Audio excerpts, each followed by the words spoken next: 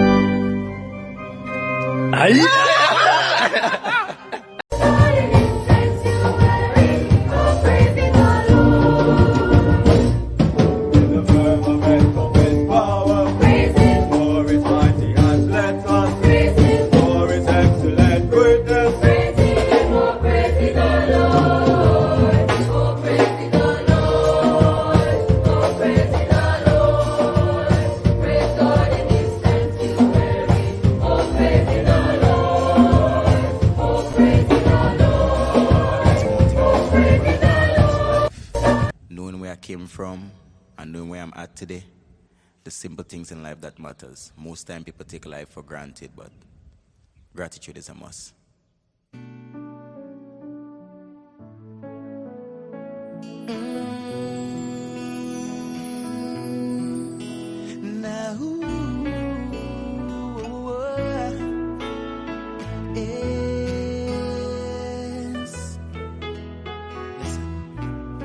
Protect I and I from the trap set for me. Into your hands I submit my spirit. Almighty, deliver me. Yes, deliver me.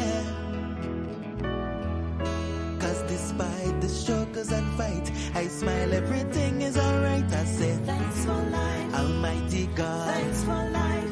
Me piece of shoes that fit in me tight, but I go mash up a party tonight. I say thanks for life, Almighty God. Tell them I'm born to make it. I have to make it. I'm born to make it. I must make it. Tell them I'm born to make it. I have to make it. I'm born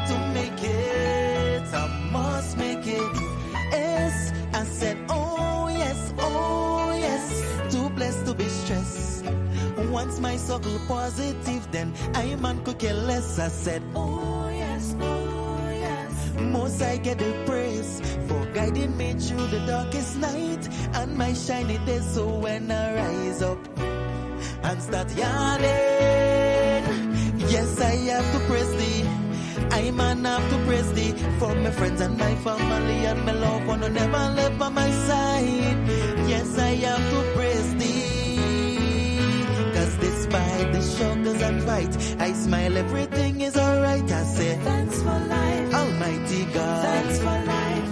May peace and shoes that fitting me tight, but I go mash my party tonight. I say, thanks for life, Almighty God. Thanks for tell life. Them I'm born to make it. I have to make it.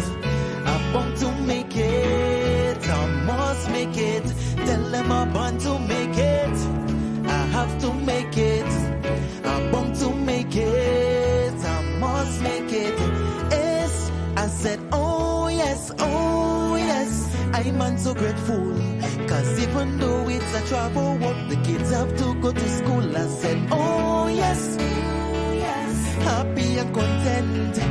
Don't matter how small it is, I still have to pay the rent. So when I rise up and start yawning, yes, I have to praise thee. I man have to praise thee for my friends and my family and my loved one who never left by my side. Yes, I have to praise thee, cause despite the struggles and fight, I smile, everything is alright. I say thanks for life, Almighty God. Thanks for life. I should start fitting me tight, but I go mash up a party tonight. I say, thanks for life, Almighty God. Thanks for tell them I'm born to make it. I have to make it. I'm born to make it. I must make it. Tell them I'm born to make it. I have to make it. I'm born to make it. I must make it. Cause despite the struggles and fight, I smile, everything is alright. I say, thanks for life, Almighty God. Thanks for life. May peace and shoes that fitting me tight, but I go mash my party tonight. I say, thanks for life, Almighty God. Thanks for life. Tell them I'm born to make it. I have to make it. I'm born to make it. I must make it. Tell them I'm born to make it. I have to make it. I'm born to make it. I must make it.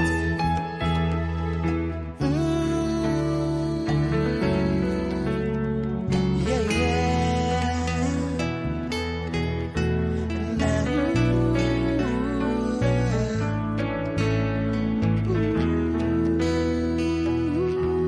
yeah.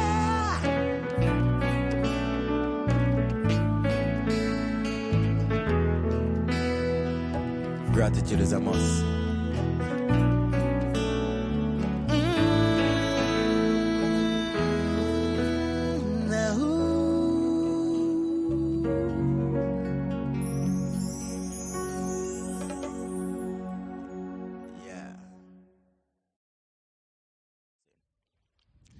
If it's one thing I'm most grateful for, it's life.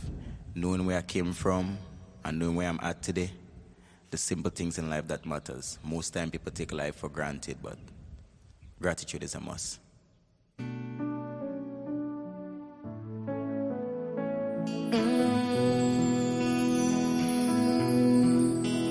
Now,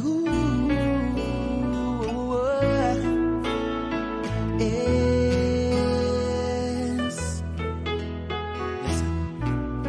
Protect I and I from the trap set for me. Into your hands I submit my spirit. Almighty, deliver me. Yes, deliver me. Cause despite the struggles and fight, I smile, everything is alright. I say, thanks for life, Almighty God. Thanks for life. May peace and shoes that fitting me tight, but I go mash my party tonight. I say, thanks for life, Almighty God. Tell them I'm born to make it. I have to make it. I'm born to make it. I must make it. Tell them I'm born to make it. I have to make it. I'm born to make it. I must make it.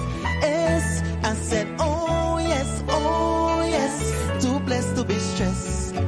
Once my circle positive, then I man could care less. I said, oh yes, oh yes. Most I get the praise for guiding me through the darkest night and my shiny days. So when I rise up and start yawning, yes, I have to praise thee.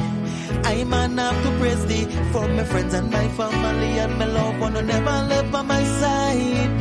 Yes, I have to praise thee, cause despite the struggles and fights, I smile, everything is alright. I say, thanks for life, Almighty God. Thanks for life. May peace and shoes that fitting me tight, but I go mash my party tonight. I say, thanks for life, Almighty God. Thanks for tell life. Them I'm born to make it. I have to make it. I'm born to make it. I must make it. Tell them I'm born to make it. I have to make it. I'm born to make it. I must make it.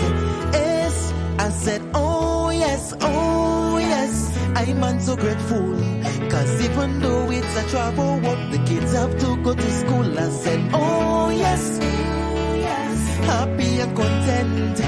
Don't matter how small it is, I still have to pay the rent. So when I rise up and start yawning, yes, I have to praise thee.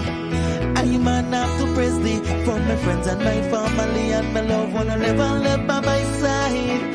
Yes, I have to praise thee, cause despite the struggles and fights, I smile, everything is alright. I say thanks for life, Almighty God. Thanks for life.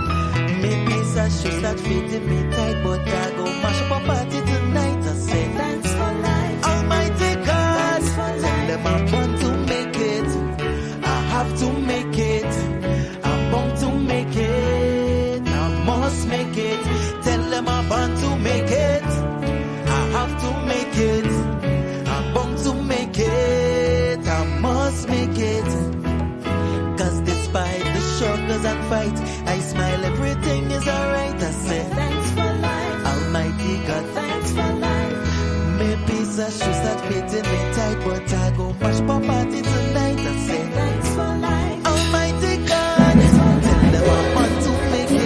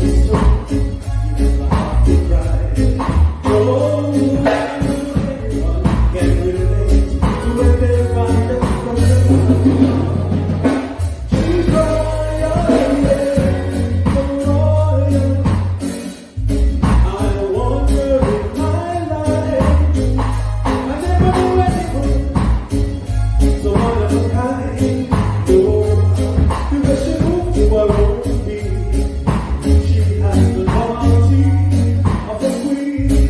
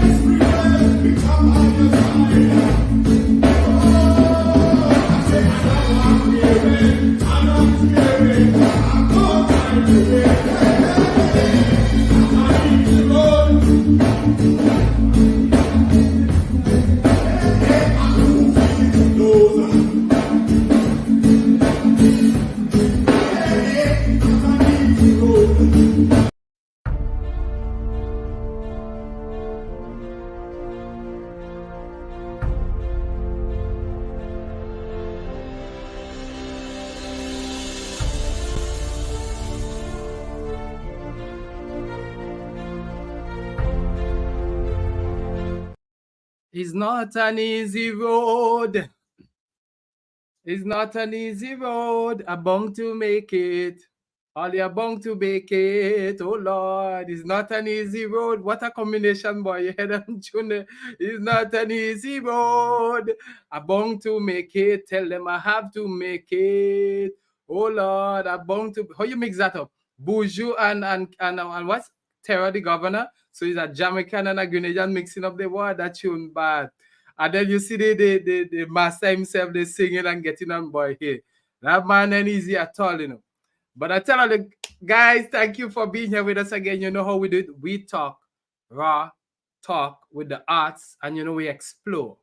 All right, and we look at the journeys of life, not just life journey, no, but how you become what you become today.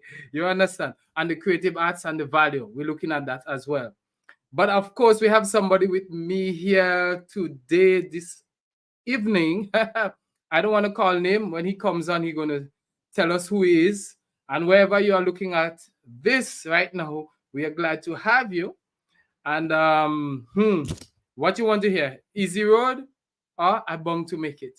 Anyway, that's not what we're going to do right now. We're going to bring on my brethren. And you know, my boy, I hope you're ready back there. You know, you're ready to come on with me because turn on your mic because I'm going to bring you on. Let the people see who I'm talking about. And we're going to talk the talk. You understand? Let me see if I could put him on stage with me now. Are you ready? Ready to go. Dr. Ready to go. Christopher Williams. Let me let them see your face fully. You see it? All you right. see what that is. Pleasure to be here, my brother. All right, you get it. And but I didn't tell them who you are, but I see your name is there. But I want you to start to tell us a little about you. Don't go fast, because you know I have a question to ask you. Just give me the basics. You, what you do, who you are, and we'll take it from there. Don't jump the gun. You understand? Who is the gentleman I have here with me right now? Talk to us. Well, I am a humble servant of the people, Everton Clarke. I'm currently employed as a lecturer of music at Church Teachers College, Mandeville, Bachelor of Music in Music Education from Edna Manley College Visual and Performing Arts School of Music, and Master of Education in Educational Leadership from Temple University. I will leave it right there. What? I like how you throw it down. You throw it down. But before you got there, you did a lot of nice, good things or bad things as a child. I did what a child was supposed to do, was allowed to do, and as a result, grow and morphed into the wonderful person I am today. How are this? Oh, okay, man. I love it. Yes, so yeah. that means you're Grenadian, right? I am Jamaican. Oh, I thought it was only Grenada that has nice people. Yeah, well, I do too, but Jamaica has its fair share. Oh, okay. Jamaica nice. And I am happy. You should tell us. You spend so much time here.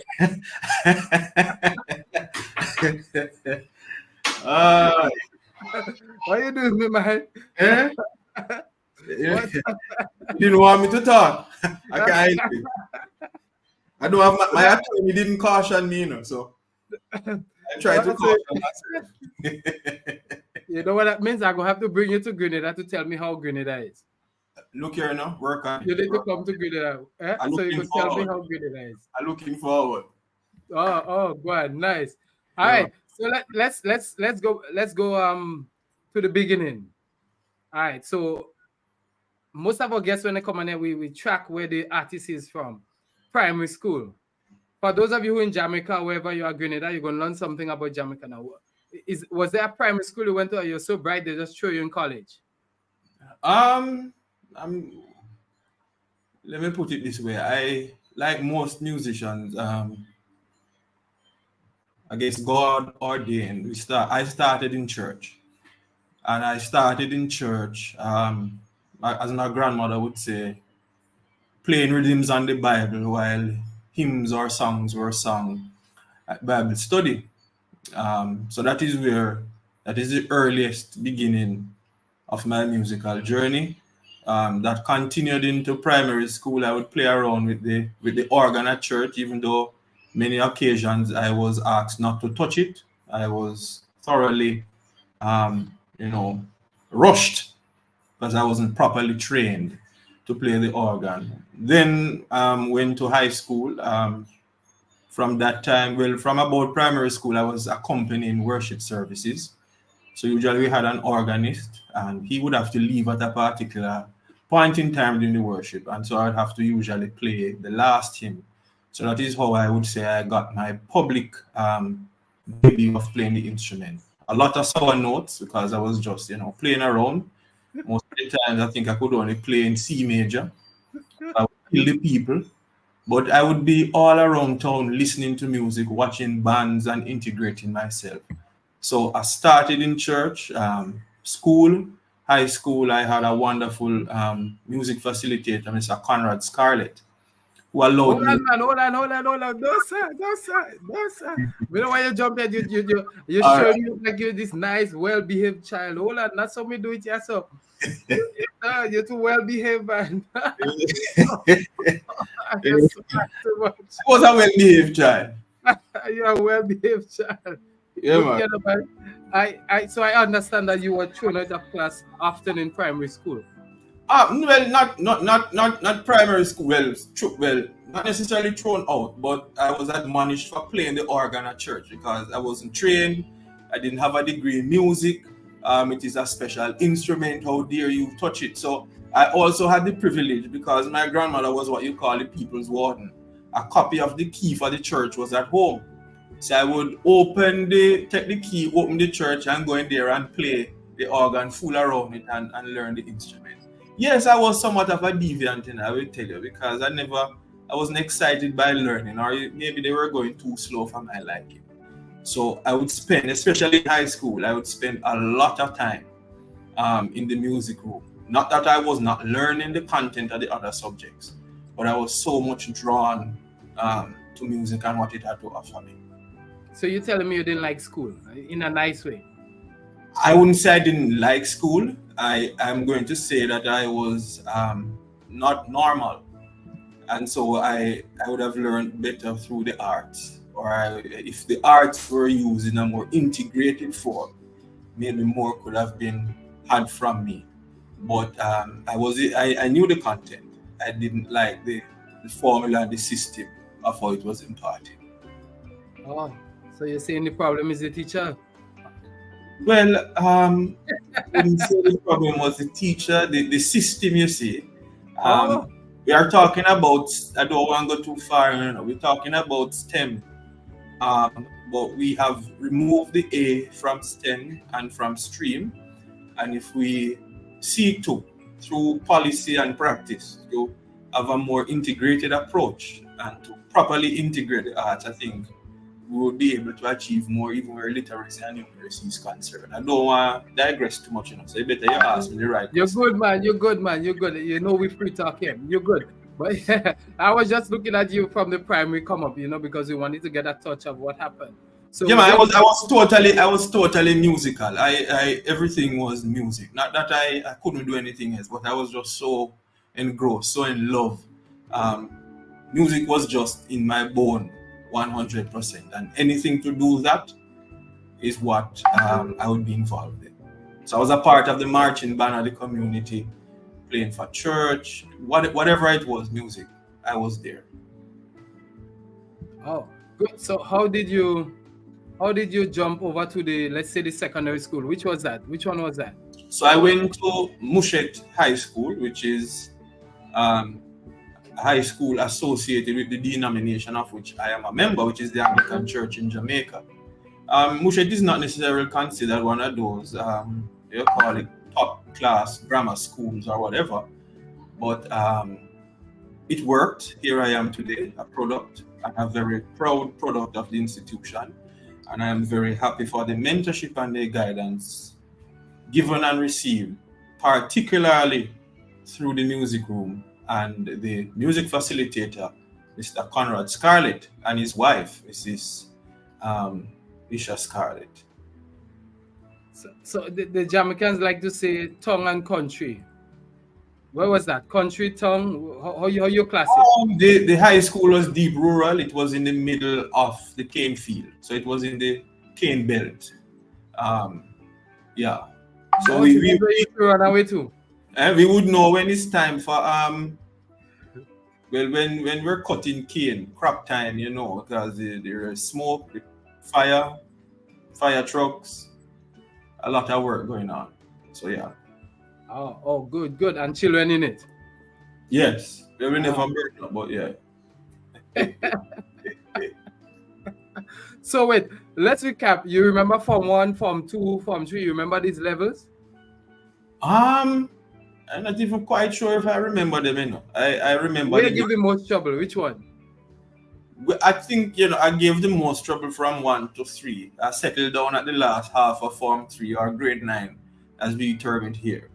That is when I realized that, you know, all right, it's time to start becoming what is supposed to be a man. So, yeah. Mm-hmm. So, what was your favorite subject then? Because was music there already, you say? Well, I would say music is DNA, you know, it's part of my makeup. But I liked the humanities. So I did history and literature and some geography and all of that. And funny enough, I'll tell you though, Roger, I actually wanted to be a lawyer, but I believe God ordained music. So here I am today. Wow. Interesting. Mm-hmm. But ask me about the law though. Look, you know, we don't have no question for you, though. I don't have no question. We just chatted, you understand? Look here. Right. So, you know, because you say you were so well behaved, when you got to Form 3 and Form 4, you had to choose. Yeah, at the end of Form 3 or grade 9, we would choose the path that we would want to take in terms of a career. And we had like tech, voc, business, science, and arts. And I chose the arts stream of subjects, knowing very well that I wanted to do something in the humanities. As I said, the law was the initial intention, but God had other plans for me. And so...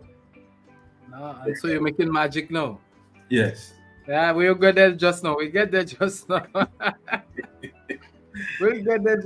But after secondary, well, let me not jump out of secondary school yet. But how did you get the guidance? You have music teachers in your secondary schools, and tell me about that process now. How it happened? Well, the school had 2 music teachers. It was a shift school, so we had 2 shifts, morning and afternoon, lower school and upper school. Sometimes it was flipped for convenience purposes. So we had 2. I was integrally involved in the band and the choir. We started with the Associated Board of the Royal Schools of Music examinations. So we used that as a benchmark from 1st to 3rd form, along with the curriculum guides of the Ministry of Education here in Jamaica, which at that time was the Rose curriculum.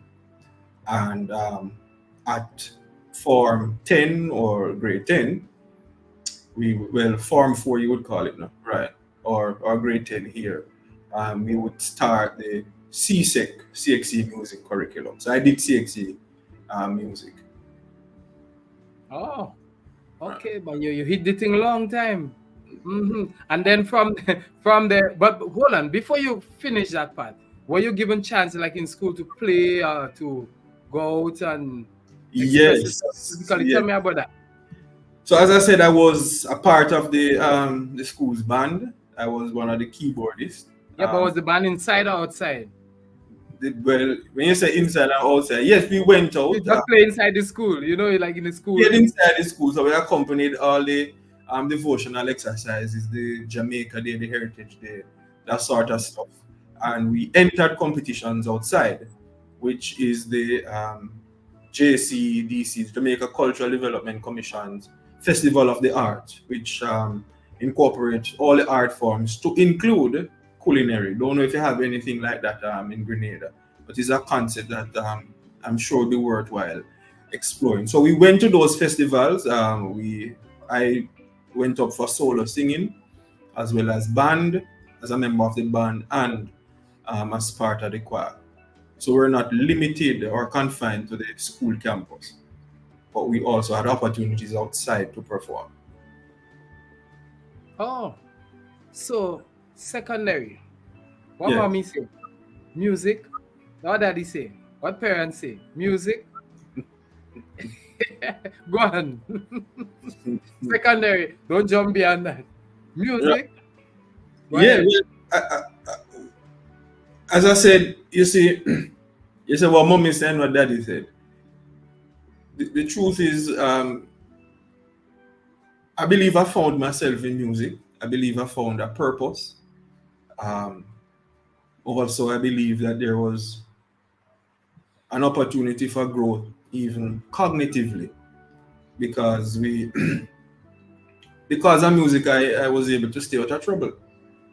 Because I was occupied. I had to discipline myself if I wanted to be a part of something. So it was not that music was making me any worse off, but it was just this other avenue of self-expression, of self-discovery, and of growth. So I didn't have parents who say, boy, you have to do this and you have to do that. You know, you must be a doctor, lawyer, or Indian chief. Once I was on a path that was not anything nefarious, I was allowed to do and to be. And I will go as far as saying, every time I reflect on the high school journey, those who were what we would call the blue eye babies, who were the A students, where are they now? From the little I've seen, there is even no real impact. There may be impact in it, but a lot of times we trump up academics in terms of math and English and being a lawyer and a doctor as the only way and means of becoming or being. And I think I'm a perfect example that the arts is also a way of becoming and being. Well, you nailed it right there, you know. You nailed it right there. Right. But before I make you pull out more, I've seen some clips of you and you are other things apart from music. We're gonna go back to music just now. Yeah. But you did other things. What is things that you did during primary, secondary, or was it college level? But Roger, you know, there are, I don't know if I must use the name on the screen, Christopher, or, you know, the name I know from college. No, man, you know how we roll. You know how we roll. You should tell the people that we met at Edna Manley, you know. You know what I mean? But I have done so many things, really and truly. Sometimes my parents have to remind me the things I've done. And I don't remember a lot of time because I didn't do them for remembrance sake or to blow a trumpet. But I've been involved in community. I have served the Jamaica Combined Cadet Force as a supposed to be the specialist music officer. I've been a part of the Lions Club as marketing and communications chairperson. So I'm not only in the arts and music, but I'm into marketing and communication. I do some graphic design. I have a registered business in the arts. You see the logo in the background. So I provide services, I design events. You know, Yeah, so many things rather. Just ask me what you want to know, man. I don't. No, man, I don't want to show you. You know, I mean, I'm into curriculum development. I am a researcher based on the nature of my current employment. So there are so many things that I do, and I guess the sides come out when um, I'm in the appropriate context for that to come out. got you But there. I will say I want to add something though, because a lot of times, and I want to share an experience with you, which I think I went to a professional development seminar once at a conference center, and there were a number of groups at the center for varied reasons. And I was there, and somebody, who I know from somewhere, said to me, "What are you doing here?" I said, "Well, I'm here for a conference. I am a teacher educator." So even though I'm a music specialist, I work in a teachers college. I train teachers. I assess teachers at the primary level for the classroom, ensuring quality. And the person looked at me and said, "Really? I didn't know you could do anything else. I think all you do is play the organ." So a lot of times we divorce artists as non-academics or people who just make noise or play an instrument. And it was a shocker to me, but at the same time, it proved to me a point that as an arts educator, we also have to assert ourselves a little bit more to show that we are not the dunce bats that people think we are. So when I'm seen at conferences presenting research papers on andragogy versus pedagogy, people wonder how this arts educator doing that. Isn't he a musician? Or I'm looking at the need for more male teachers in early childhood education. That is another strange thing. Why is a music educator doing that? But we are music educators. We are arts educators. We are, and I will say it here for the world to hear. We usually we are the brighter ones, It's just that we choose to do it through an expressive art. Say it louder, man. Say it louder. No man, they hear me. Let me hear it. Go on with yourself. But she thought it was just strange to her that an arts educator is in a space, a so-called professional space that is not music, and so it goes to show. It goes to show. Exactly, and we get that. All right. So now that you unlock this, I want us to jump to college. Yeah. Your life at college. Which college was that? You're talking about the BME and so on. Tell me about that now. I had the joyous privilege, regardless of its teething pains, to have been enrolled at the Edinburgh College of the Visual and Performing Arts School of Music, and in particular to read and to perform. Because in other university settings you read for a degree, but we read and perform for a Bachelor of Music in Music Education. And at this time, for global context, I really want to, pay homage to a particular lecturer at that institution at that point in time. Well, two who I believe, saw some potential. And I want to shout out to Michael Dyke, who at the time was head of the music education department. And I want to shout out to Miss Stephanie Williams, who was my assessor for practicum, but also gave guidance throughout the process. So yes, I'm an Edna Manley graduate, School of Music, and very proud of that. Mm-hmm. So year one, how you got there? Well, year one, I had to do something called, before I reached year one, I had to do something known as PQ, preliminary qualifying. And the context of that is because the institution believes that the system as it's set up currently does not. And it is true to many degrees, does not adequately prepare the students musically. So even though I would have done CXC music, there is a lot more I could have achieved, but the system is not so design, because if you compare the American system, you have students reading trumpet and orchestral music at grade 6 of primary school. Here we are struggling with that. So I went through preliminary qualifying. Not that I was incompetent where musical knowledge was concerned, but it gave you a groundation for what really was to come, which was a start. Because a lot of times people believe that doing music is just playing an instrument. There is the academic and seriously rigorous and cognition aspect to music. So I went through that. Then I reached year 1. It was a bumpy ride because, especially music theory, it rough, man. Sometimes it boxes you in the face. And I progressed. I was a part of the student council. I'm the School of Music representative. You very well know that.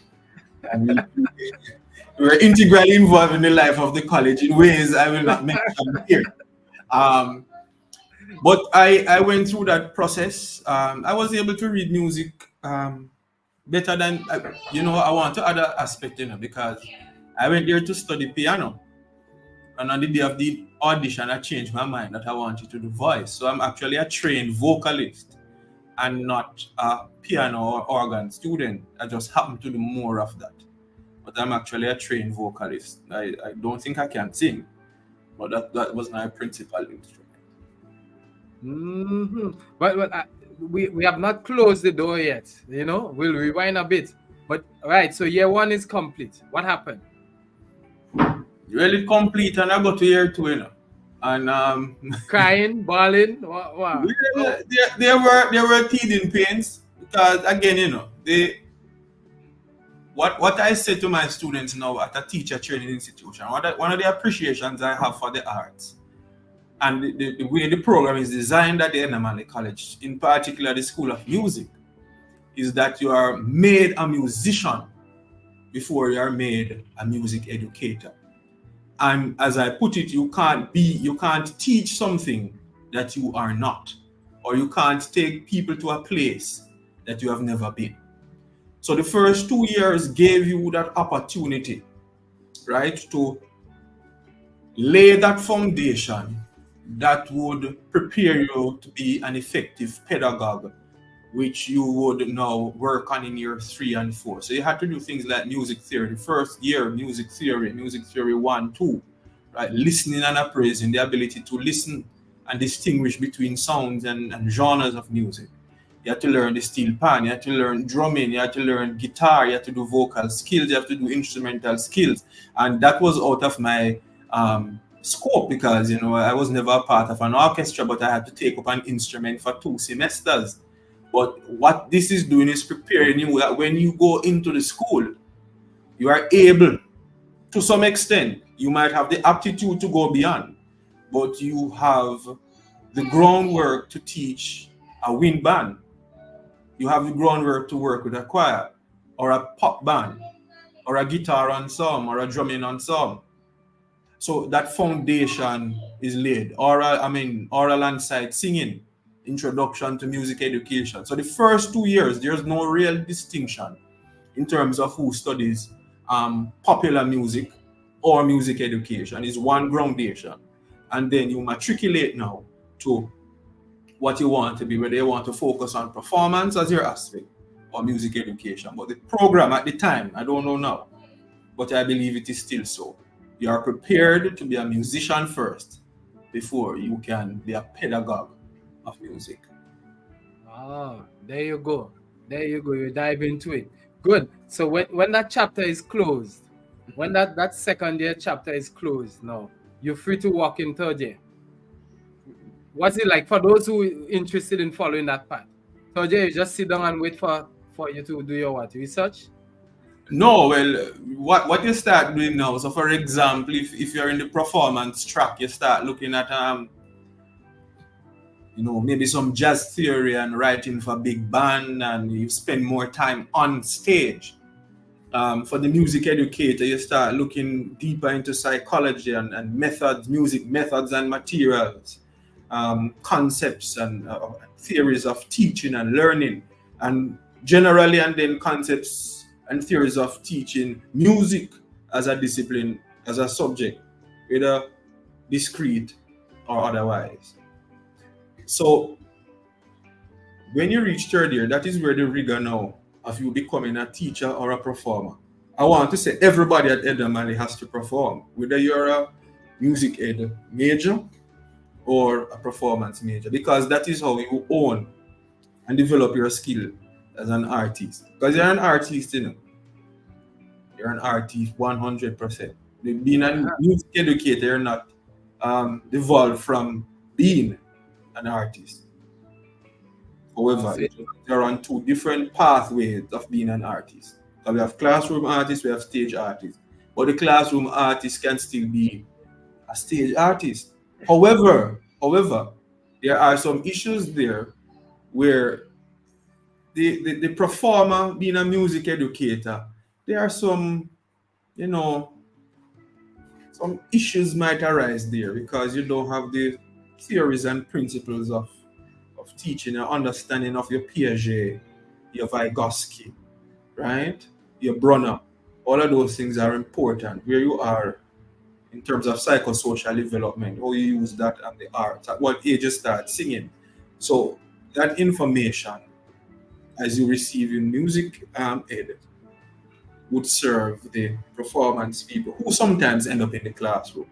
But that is the divorce we have there. So while the music educator can always perform because we have that training, the performer can teach, but there will be some, you know, question marks. Why you say thing could break down? I wouldn't say breakdown, but I think more could be achieved if they were aware of some of the theories, the principles, some guidelines of teaching and learning. Oh, all right, we're gonna dig up that just now. Don't feel you're escaping that part. Nice. I like how you put it. I like how you put it. I had to call you professor now. Yeah, waiting for that. Well, look at that one. Third year finished because we're going into the depth of this thing now because I really want to talk the music for the people out there. Third year finished. You're in fourth year now. You could just say, well, let's wait for graduation. What do you say? Well, you know, I had some misfortunes in fourth year. But I will tell you, the God that I serve is a very timely God. And at the end of third year, I took the decision along with some of my colleagues that we're going to do some of the fourth year courses in the summer. So I did research, assessment, and educational arrangement in the summer of that year. I was barred from going on practicum when I was supposed to. But God knew what He was doing. And I went through, I did my research, everything. My colleagues were out. You know, I was one of the few held back. And, you know, God worked it out in such a way that I went to a particular school. I won't call the name. God's an on-time God. And I did practicum. At the time, I had access to some resources. So I went there. I believe I did very well. I got an A for practicum. I worked with the choir, long and hard. I had access to some steel pans. I went there and I got the steel pans from where they were. I brought them to the school and I integrated that into the concept of a pop band. So they had bass guitar, drum set, stuff that were not being used. So I took them out, I founded a band that worked to perform for functions, carol service, all of that. But I'll tell you, one of the interesting things about that practicum experience was that, and I said to my students, I was told, I want to see your face in a Roger. I told them that the institution I'm going for a job there. And if I am not approached to be employed, I did not do practicum. I was that facetious. I made that statement. And I said, if you go to a school and they don't want to hire you, you did nothing. And I finished practicum. I was offered a job. I was offered a job at the end of the. There was no space there for me, but they were willing to work magic. And I will tell you, I don't know if it happened to anybody else, but I was at home one morning, and I got a call from the principal. The principal said, "Mr. Clarke, we did not pay you for practicum." I said, "What are you talking about?" I said, "Pa, it's school work," because that was the only thing I was doing. He said, "No, there is a check at the school for you." And I was given a tidy stipend as a student teacher to do my practicum, because I went there, I gave my all, and the school was very upset because I had to move to another part of the island to take up a job that was, waiting for me.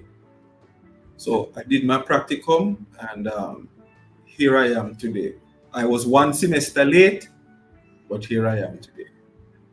So I didn't get to graduate. I didn't get to graduate with my batch, right? But I went to graduation for my parents' sake, not that I wanted to go, because I know I wanted them to feel that sense of accomplishment.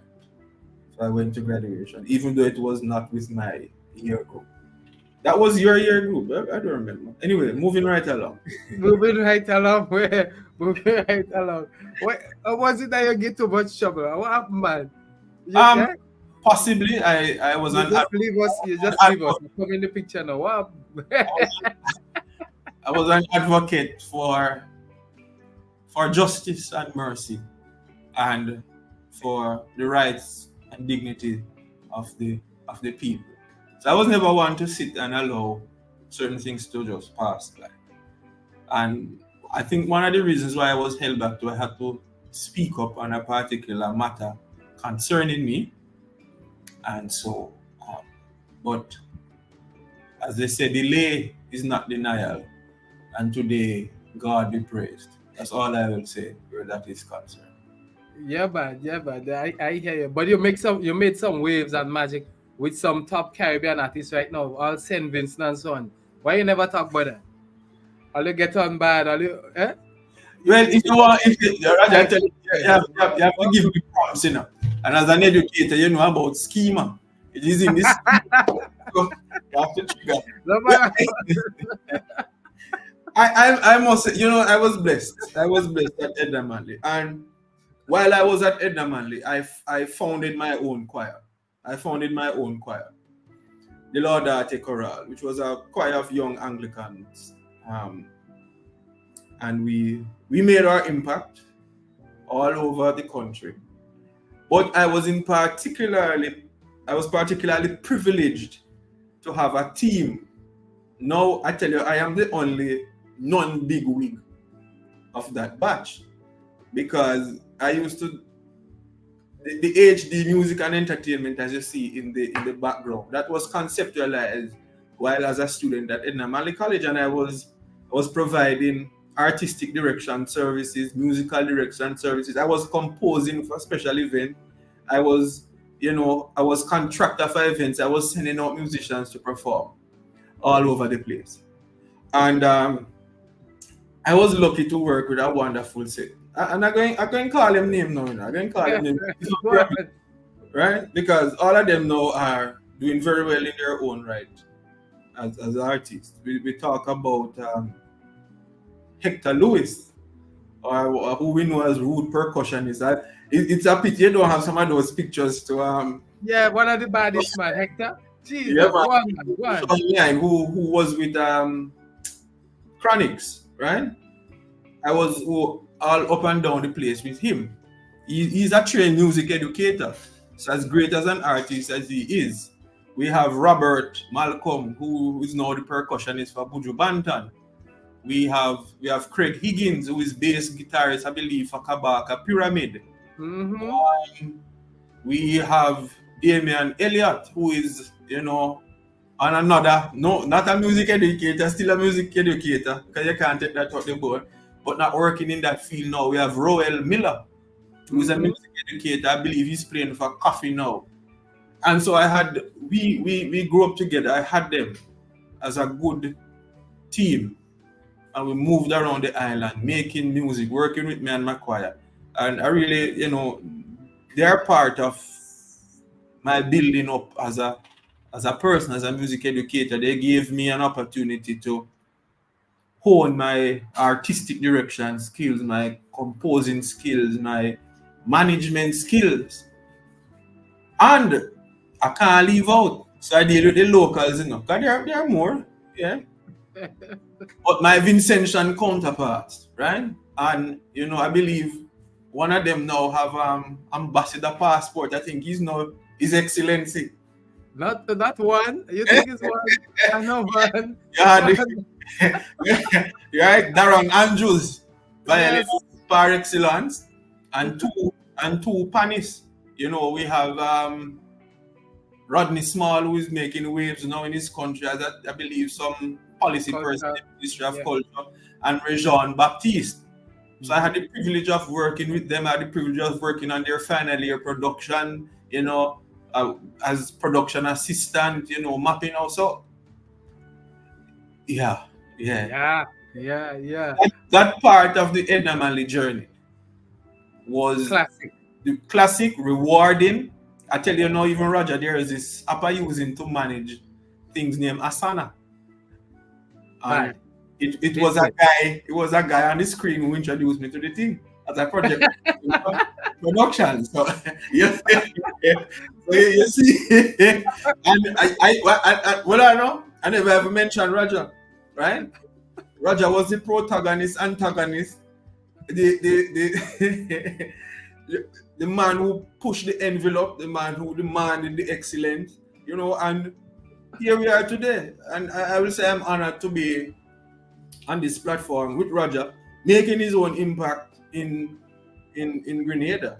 So, big up Roger and bless the opportunity and what God has done to have brought us to collaborate.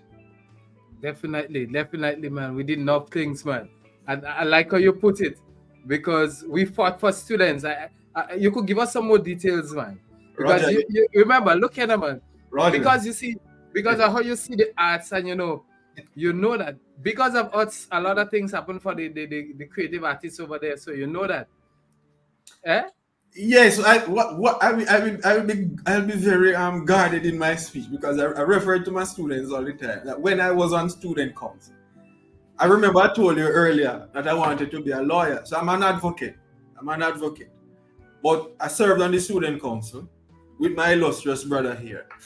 And we had to advocate and agitate for a number of improvements in schools in particular, but the council and the student population in general.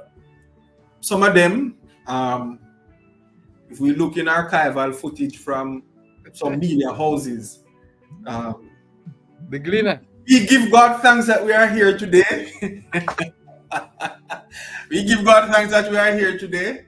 But know that we fought for rights, we fought for improvement, we fought for betterment of arts educators, and let me say, visual and performing artists in general, because it wasn't specific to the School of Drama or the School of Arts Management. We fought for everybody. And today, we can look back and we know some fruits of our labors. And I'm sure we can say that we are proud, Roger, that we worked diligently, we tried our best to make a difference, to make an impact for the improvement of arts educators, artists, and for the betterment of the arts in general. And I will leave it there and don't bring up the other part. Leave it.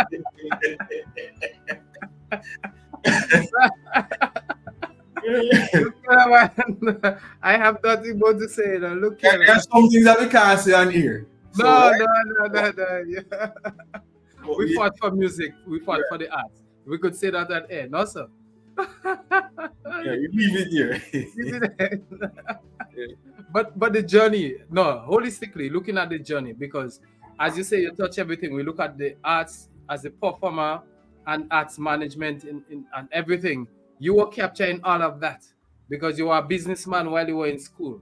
that vision.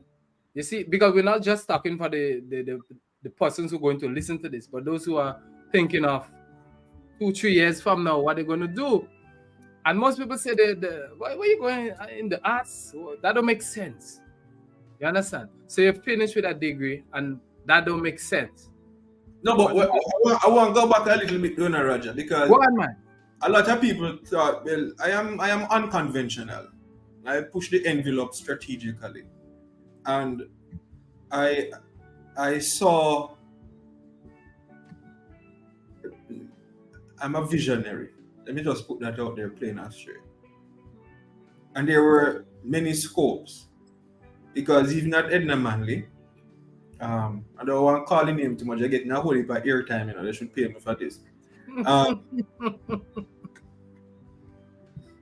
It is very unfortunate and sad, and generally, that especially the performing artists don't value the business aspect of the art. So while I did my music ed courses and I had the opportunity to do electives, I did courses in arts marketing. I did courses in music business. I did courses in intellectual property. So I was not only focused on being a music educator. I would go to small business conferences. I go to conferences looking at the orange economy, looking at how things are. Because I'm an artist. There's going to be the business aspect to it. I'm an arts educator. How do I improve myself on that side of the pendulum?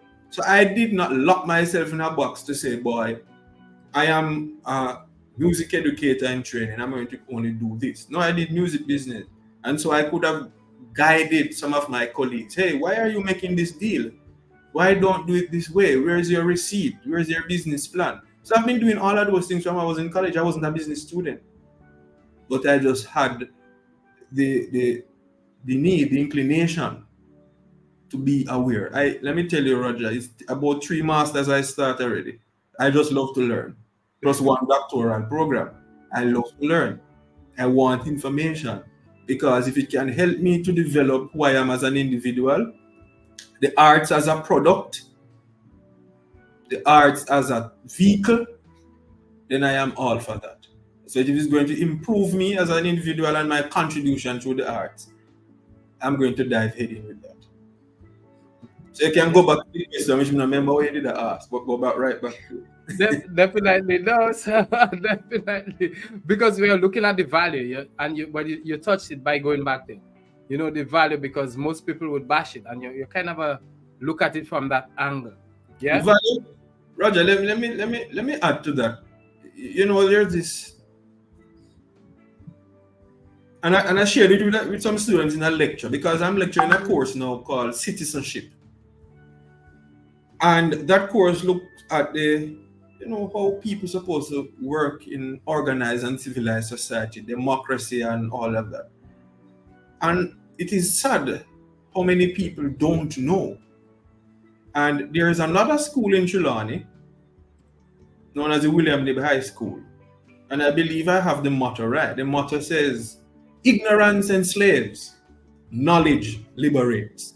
I want to repeat that for your listeners. Ignorance enslaves and knowledge liberates. I may be paraphrasing, or that might be the actual thing, right? But this nonsense that the arts is, is when you can't do nothing else. There are many people with Cape subject doing the arts. So all of us are called, if you look at scripture, some are called to be apostles, some pastors, some teachers, some evangelists. Not everybody called to do and to be the same thing. Right? If everybody was called to be an artist, who would be a doctor? Right? So we have this notion out there that the art is for those who can't do anything else. Right? I have a brain and it works very well. And I'm an artist. Right? So the arts plays a role, it has a place. Now we're telling students that they mustn't go to Edna Manley, they mustn't go to any arts college, because there's no place in the arts. But let me debunk that ignorance statement and liberate you with some knowledge.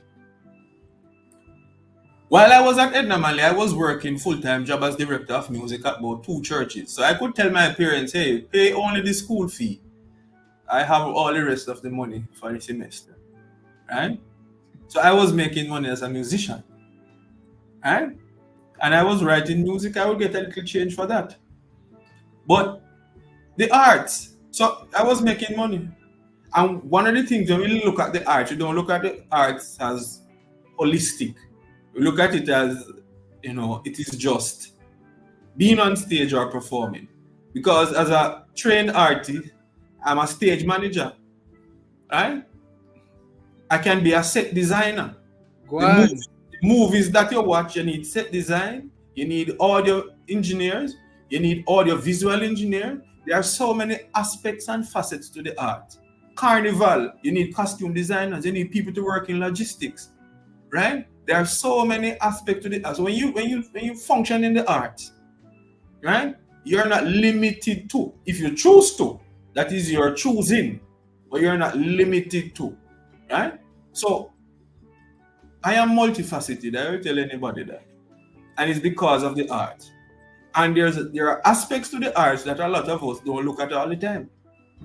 Art requires discipline. The arts require discipline. Holy. It requires planning. It requires rehearsal. I'll never forget when I went to work at a particular place and I was going through Roger. They said, this is not the Edna Manley, too much rehearsing. Right? But I wanted a quality product. And the only way to get the quality product was to ensure that I sand, I go, so that I can fine tune to make it what I want it to be. The arts is the only subject area or discipline that uses both hemispheres of the brain. Because if you're logical, mathematical is only left. If you're linguistic, is only right. The art uses all aspects and elements of the brain. The arts puts the brain on fire. You think of a musician playing a drum set, right? That is bodily kinesthetic at work, right? You have to be using your hands and feet. You have to coordinate that in your brain in terms of what's going to go where, how, and when. If that musician reads music, that person has to be reading that music score. That person also has to be watching the musical director for cues if it's an orchestra, right? However, it is also teaching collaboration because you have to work in a team as a unit. It's not you alone, right? It is also about socialization, right? So when we look at the art is not this thing in the box. Whereas music and making noise, is drama making noise, is painting and making noise. There are so many holistic development tools that are embedded in the arts. And when we look at the theories of psychosocial development, when we look at the Piaget and the Brown and all of those things, right? The Levi-Goski, all of those theories are coming to play through the creative and performing arts. Through self-expression, people find themselves taking on character. And taking on character is not only in theater arts or in drama, it's also in music. Because when you play, if people not feeling, if you not feeling or embodying what the lyrics or the music requires, nobody not going to feel it. You're just playing another musical piece. It's a whole body experience, but it starts here, the cognition. I continue, Roger. Finish that. No, man, are your time this, when you put me in this, man, are your time this, because I would be like the advocates and say music don't make sense. What happened to you? It's just to entertain us. What happened to you? It doesn't make sense. Mm-hmm. Really? So let me ask you a question, and I want to add this in this space right here and right. Right? When we talk about if music don't make sense, why every time there is deviant behavior or a society behaving in a particular way, we blame the artist. And when we talk about the artist, we blame the singer. If there is no value in music, if it's just noise, why? why we say the music, the music is what is causing them to. So if there's no value, why? So where that power come from then? It's but so you mean the garbage is so powerful? The garbage? Yes. Well, another man's trash is another man's treasure, you know? Right? But we know and we see that this trash is actual treasure, because as a lot of times, so many lectures, you can tell people all the while, look at music. If you are cleaning the house, you play some music. Not true. Why? It makes work light. If we go back to folk music, right, and we look at certain songs, you know that at that point of the day, the music was being sung to assist work or to make work lighter. If you are having marital or matrimonial problems, you listen to songs. If it is church and you want to praise and worship Jesus, you use music. And we see the power of music all the time, even in church, when the trap set is there versus no trap set. Have you ever seen the behavior of people in church? How different is it from a soca party or the dance hall? But we justify it by saying it is in church. It is the music that did it. A lot of time it has nothing to do with where you are in terms of I love my Jesus. I love my Jesus too, right? But the music brings you to that place.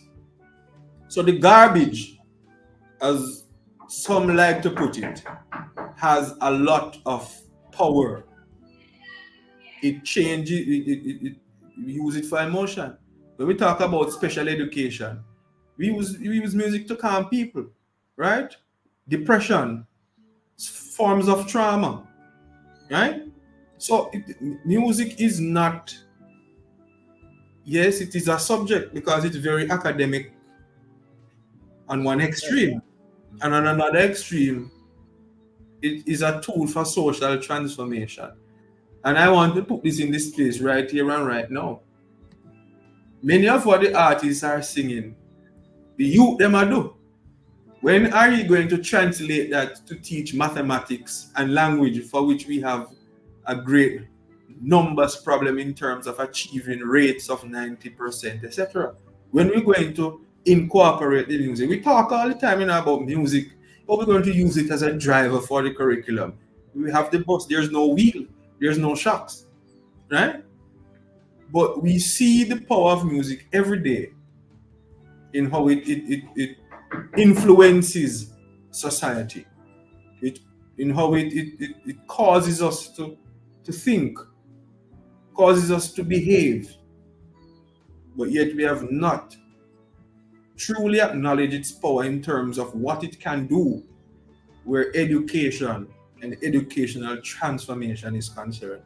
And that is where I have a problem when we talk about cognition and intellect and brilliance, because we're still not seeing the power.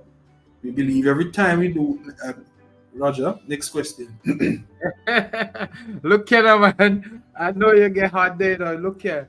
I'm getting passionate, and I don't want normally days to come back. Don't say. Look here, man. That passion start to let go there, and you look at it. Because you see, I understand. When they tell us that, they throw them to us. Like in schools, they say, you go and do that subject because you can learn. And now I hear you debunking that, right? Right? You've stepped out of college, you are lecturing, you're teaching, you're an educator. What is the thought process like now for those that you are embracing now, are supporting to go forward? Give me that. Are you transforming their minds? Are they saying the same thing? Are they forced to learn music? Are hitting you now? There is a transformation. I wouldn't say it's a system-wide transformation. There is an impact that is being made. I believe I have had the privilege and opportunity of debunking a lot of ideas about what music and music education is. And so when you can take music and show how music teaches social studies, it brings a different context to the social studies educator. Because if you look at come me Saturday man and tell me banana there, come and me want go home. What is that talking about? How does that mix with social studies? Carry me aki go all instead market, not aquati what sell. We sing that all the time to our students. What is aquati? Where is Linstead Market? That is social studies, that's location, that's money. When we talk about mathematics, we are looking at the whole matter of rhythm and beats. That is counting. How do we show how that works? There is history in music, there is physics. If you use the steel pan, for example, for your country, the longer and the wider, the lower the pitch. The thinner and shorter, the higher the pitch. That is physics. How do I take my physics class to my music class? We look at the trumpet versus the tuba. So there goes integration. And a lot of time, that is why training is important. Being a musician is one thing, you know. But the ability to dissect and to put together also makes a difference. So we ought to be teaching as music educators that, and I will say music is the only subject that teaches all other subjects. You can't use math to teach music, but music teaches math. You can't use history, even though there's music history. But the music, what you can teach in one song in 3 minutes, you would take an entire semester or term to teach it going into a classroom, standing and speaking. So the power of music, and I believe I have been able to show the relationship that there is no divorce between music and all the other art forms. But I've also shown through my choirs and ensembles that there can be a transformation of self where holistic development is concerned. Whether it's discipline, whether it's the way you carry yourself, whether it's the way you speak, whether it's the way you plan. And so I can say I have seen return on investment where arts transformation is concerned, and in particular, where I currently work. Well, it seems as though music is taking over. You want me to respond to that? We leave it for the drama. No. You see, music is not taking over. Music is. Full stop. Look here, man. I ask this question all the time. Music is life. Music is it. Look here, Roger. I challenge you this. Watch a movie without sound and tell me how much you enjoy it. I'll be dancing and scared and so on. Right? But look again at the power of music. There are so many of us who watch Tom and Jerry. How often you hear them speak? But what tells the story? It's the music. So you're showing up with your music? No, I'm not showing up. I'm showing you the power of the music and that we should be respected and given our rightful place in the curriculum, the resources needed, right? And the policy support. Oh, you think so? Yes. But I mean, because music already exists, I mean, you have so many artists and everything out there. There's no need for music education anymore. Anybody pick up something and sing. Come on, brother. Yes, that's one aspect. I ask this question all the time. And I want you to seriously consider it. Mm-hmm. How would you feel if you turn up at the hospital tomorrow and saw your plumber standing over you in the surgical theater? Answer me that question. Wagwan, man, wagwan. Oh, how do you want me to answer that one? Come on, answer me. No, but how do you want me to answer that? I should be scared or something or happy? Which one? I don't know which one. Should I be scared? Worried? Happy? You tell me. You tell me. Confused?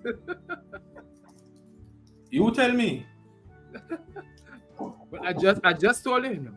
That would be like, wow, awesome. I would have a new life. You'd have a new life. Yes. With different sizes of pipes. inside you. And the point I'm making is that we have to, just as a doctor, you want a doctor to go through college and be trained, right? So that that doctor is competent and efficient and knows what and how what works. So too the arts requires some training so that you are better able to understand and put what needs to be in the right place, right? So yes, you can sing. A lot of musicians can play, but are you placing that right thing at the right place? Does it really support what the voice is saying? Right? Is the bass playing the right pattern? Is the pitch too low? Is it making the thing too muddy? So that is a science. It's also a science. Just like biology is a science, music is a science. And it has its place, and there are specific and particular things that are needed at particular points in time to ensure that we get in the best and full sum. So yes, raw talent is good, right? And we have a whole heap of raw talent in the Caribbean. We're not short on that. But can we train the raw talent to be a better version of what is raw? Look here, man, you're getting on too much. Just pause a bit. You understand? I want to play something on the screen here. Take a breather because you're about to beat me up there for your music. I want you to calm down a bit.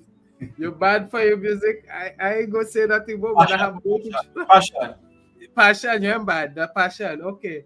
That passion for your music. Take a breather, brother. I want to show a few things here. You know. You understand me? Some more. Because I don't want the plumber to come and stand over me in no hospital and so on. Exactly. So let me look for a musician. All right.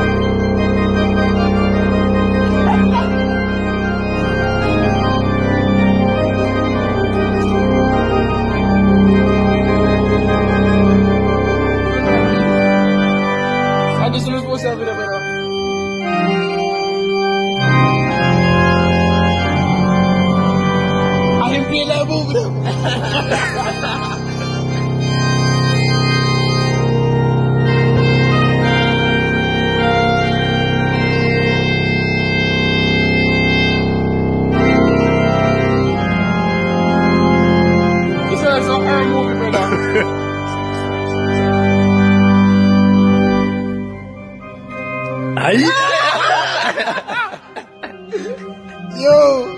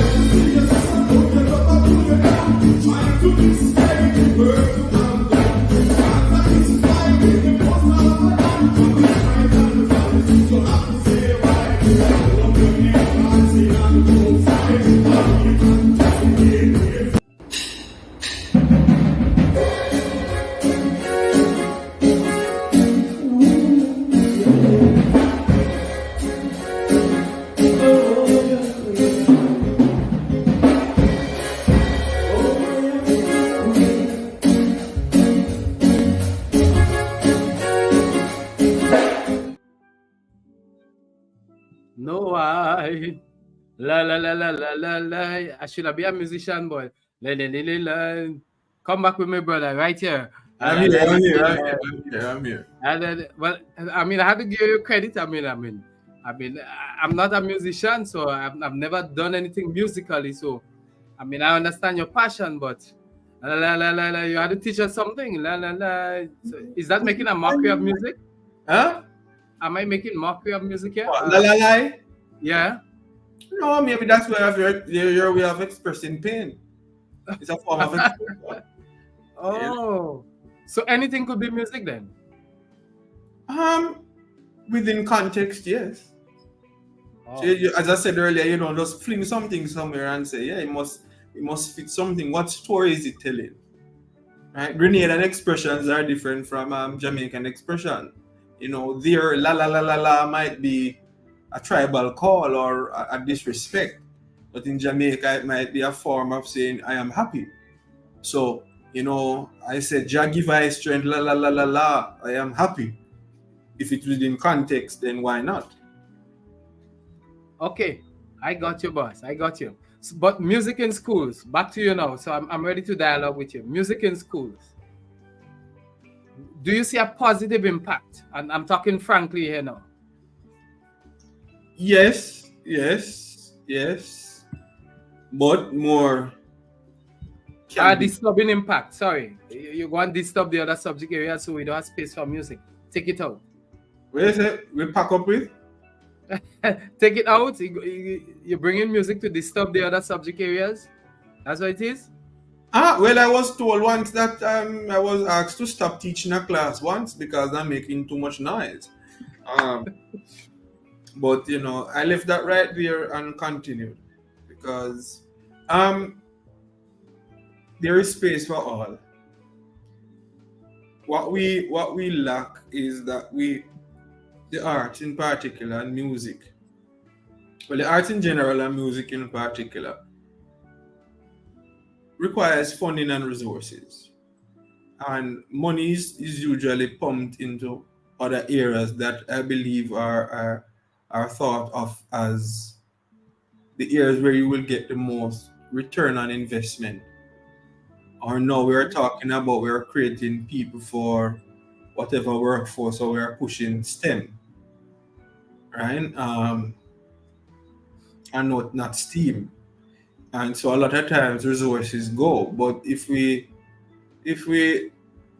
stop and think and look how best we can channel the resources, can we set up a model institution? Can we set up this model institution, or in America they use the term magnet schools? Can we set up magnet schools, reap some rewards, do some longitudinal studies, and see, is there any return on investment? Is there any change in behavior? What is it that you want to achieve? What are the resources that will be required to achieve it? And then you can say it did not work. But I think a lot of times we go from, and I will tell you, like many other subjects, I hate mathematics because of a teacher. Right? I hate math because of a teacher. To some extent, yes, some music educators are to be blamed because they don't assert the arts and music as that viable source and option as an academic subject. Because you just go and have a student blowing a recorder. What is the purpose of blowing a recorder? Is it musical? What can I make from it? So a lot of times it's how you sell your product. Like anything in life. And I try to sell music as the way, the truth, and the life. When I get up and I stand in a room, I am going to speak with passion.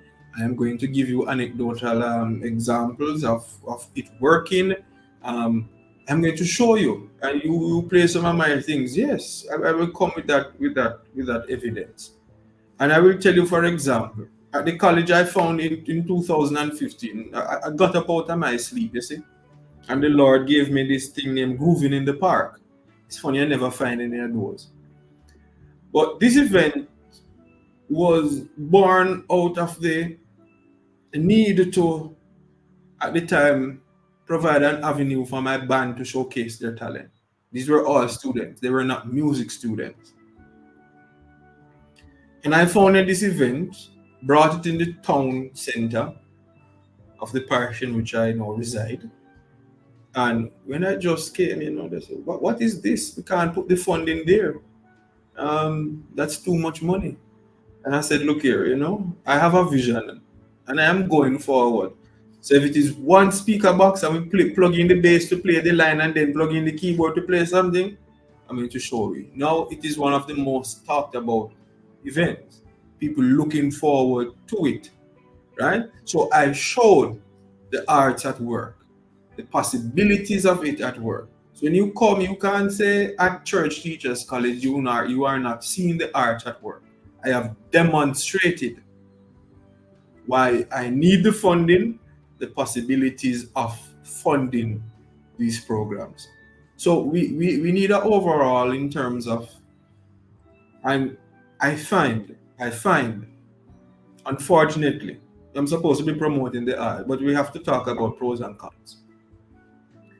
I have found that artists are afraid of being a part of or being involved in the policy discussion, sitting at the policy table, and speaking of the arts and music in particular as something worthy and valid. A lot of times we sit and we cry.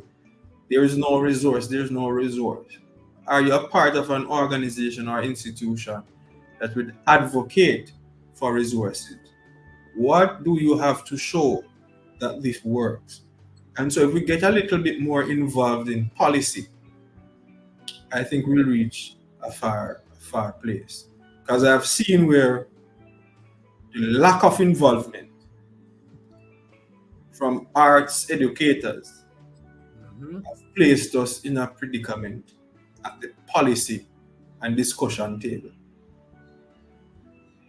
You got that right. Because we are curriculum developers as well. And I do that. I have sat at tables. I have had the discussions. But sometimes when you go back and you say, Roger, so did you hear about that? What is that? There was an organization for music educators.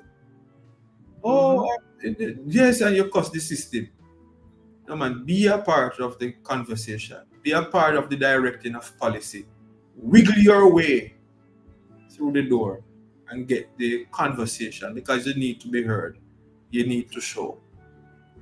And show what you can do and the possibilities. And it will make a difference. So there is a need for music education. We need resources. There is a shortage right now in Jamaica of music educators. We know that teachers are migrating, but it is woefully worse where arts education is concerned. And a lot of times what we find is that the post and the establishment have to be given to other subjects because they just can't find music educators. But on one flip side, we don't have the resources, we don't have the music room, we don't have the instruments.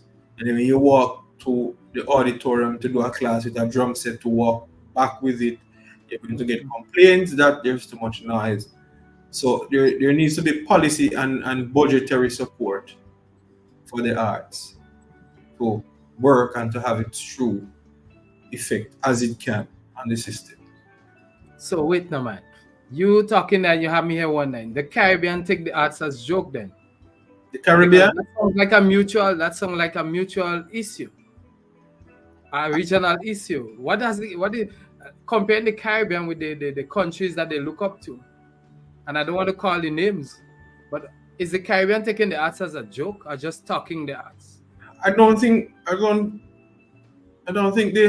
say we take it as a joke. We have other priority areas. A lot of us, for whatever reason, we get funding from international institutions that sometimes dictate how we spend it on what we spend it on. And there's a push for numeracy and literacy. In other countries which I've had the privilege to visit and observe their system, they have challenges too where funding is concerned with the arts.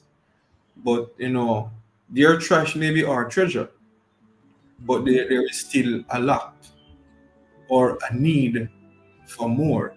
So what we have raw talent. What we don't have is the proper ingredients to truly prepare this raw talent for we could do more. We can do more. And that is where the conversation needs to. Because when we speak of the orange economy and the contribution of the orange economy to GDP, for the most part, when people come to the Caribbean, even though they come for sand and sea, they come for the creative industries. And just like in schools are known for, to a little extent, academics, but a lot of them are known for their sporting program or their arts programs. So how do we use this as a cell? How do we marry to have the best outcome? Interesting. So the dialogue continues. So what can we do to cultivate, to create, to empower more Caribbean musicians, teachers, educators? Because we have masters like you, and I'm sure there are many more there. What can we do? Because the talk and the policy could just stay in a office or on some computer somewhere. What is the real drive or the move that needs to happen? Well, one, we need unity and unity of purpose among arts educators. It's not a competition. It's not that I'm a better choir director than you. Oh, what are you good at? And how do you help me to build my product? And one of the things with me, my colleagues know, I'm not afraid of inviting any colleague to come and do a workshop. Because it's not about me. You have skills that I need. You might not need mine, but I see your potential and what you have to offer will benefit my program. I'm going to call you. So we need a unity of purpose. What are we trying to achieve? That is one. The second thing is that we need to sit and having decided that this is where we're going, this is what we need to go there. How do we strategically position ourselves to achieve that goal? How do we influence policy? Any at all, it might be one school at a time, but it is still a start. Because where music is coming from, yes, we have come a far way. We have curriculum now for the lower level schools. I mean, the grades 7 to 9. That's a development.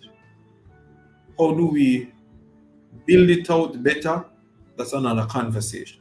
So we need to sit, we need to look at how we will direct policy, how we contribute to policy, and how do we get the resources that we need.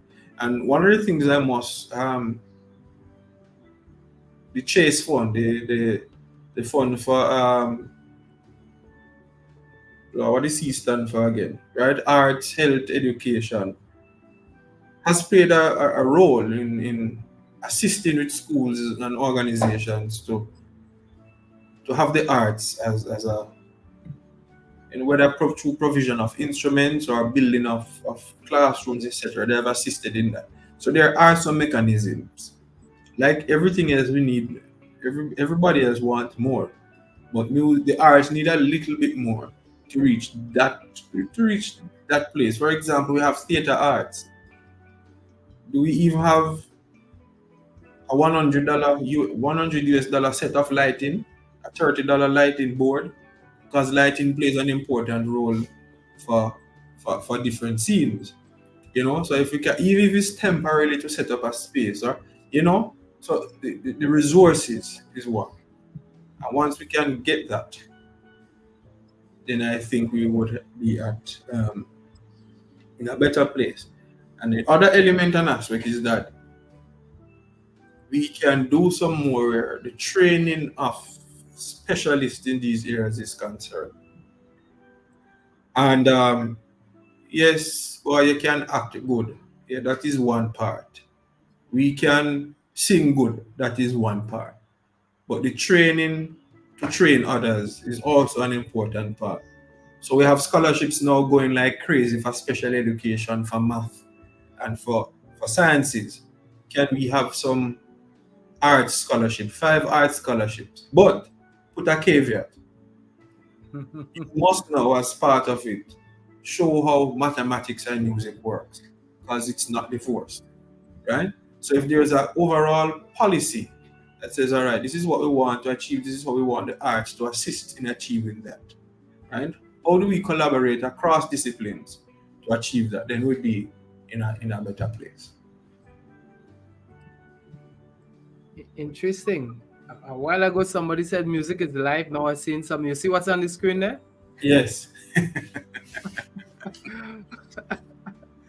How is that person triggering something there? Hello, you want to bring him Grenada? Relax. Really, I look forward to an invitation by the ambassador Williams to Grenada and spend some time having a conversation, collaborating with, and see how best we can forge the right path forward. There will be teething pains, but how do we move from where we are to where we need to be? Definitely. Good. But we see the value there. And I want to segue a bit, right? We have people who sing. And I'm jumping into this because Jamaica is so present in Grenada in terms of the music and the dancehall. What is the hidden power of the dancehall or the music, if you could explain the genre for us, that captivates people so much? The dancehall? Yeah. All right. Now, as I like to put it, and I am no top tier musicologist, but let us pull back a little bit and look at, for example, calypso. And let us look at dancehall. And I want to use both as the example. Calypso, we're in a space and place now where ChatGPT and all of that thing make work lighter, and so we have a problem using the cognitive space. But the Calypsonians spoke a lot about the things that the dancehall artists are speaking about. But what the Calypsonians used were a lot of puns. So they had mastery of language. Alright? Now the term dancehall is not, it is the pop music, is the music of the dance hall to dance. So calypso use a lot of pun. There are a lot of hidden meaning. There are so many things. Hagina me coco. I just had to go. What is in your minty? What's that? Where is that? What part of the farm name, sir? Right? What is a big bamboo in terms to a Chinese man? So we are speaking about all of those, and I'm sure you have other examples of that, right? Because I've had the opportunity to be visited Antigua in 2007 for their carnival and participated and play with Hell's Gate Steel Orchestra. And I was bombarded with calypso and soca and raga soca and all of the type of soca. Eh? And when you listen, you say, wow, this is not much different. But if, just like a lot of hymns of the church, if you don't have the cognitive processing skill, it passes over your head. Mm-hmm. What the Jamaican dancehall, in my opinion, no research perspective, in my opinion, is doing, it is talking it raw and chaw, plain and straight. This is my experience. This is what I'm going through. This is what I want. This is how I'm going to approach it. Right? So, the dancehall man says, see the girl over there, so she me want. Right? The calypso man going to say, look at the beautiful flowers. Come let me pick off the leaf them. It is just it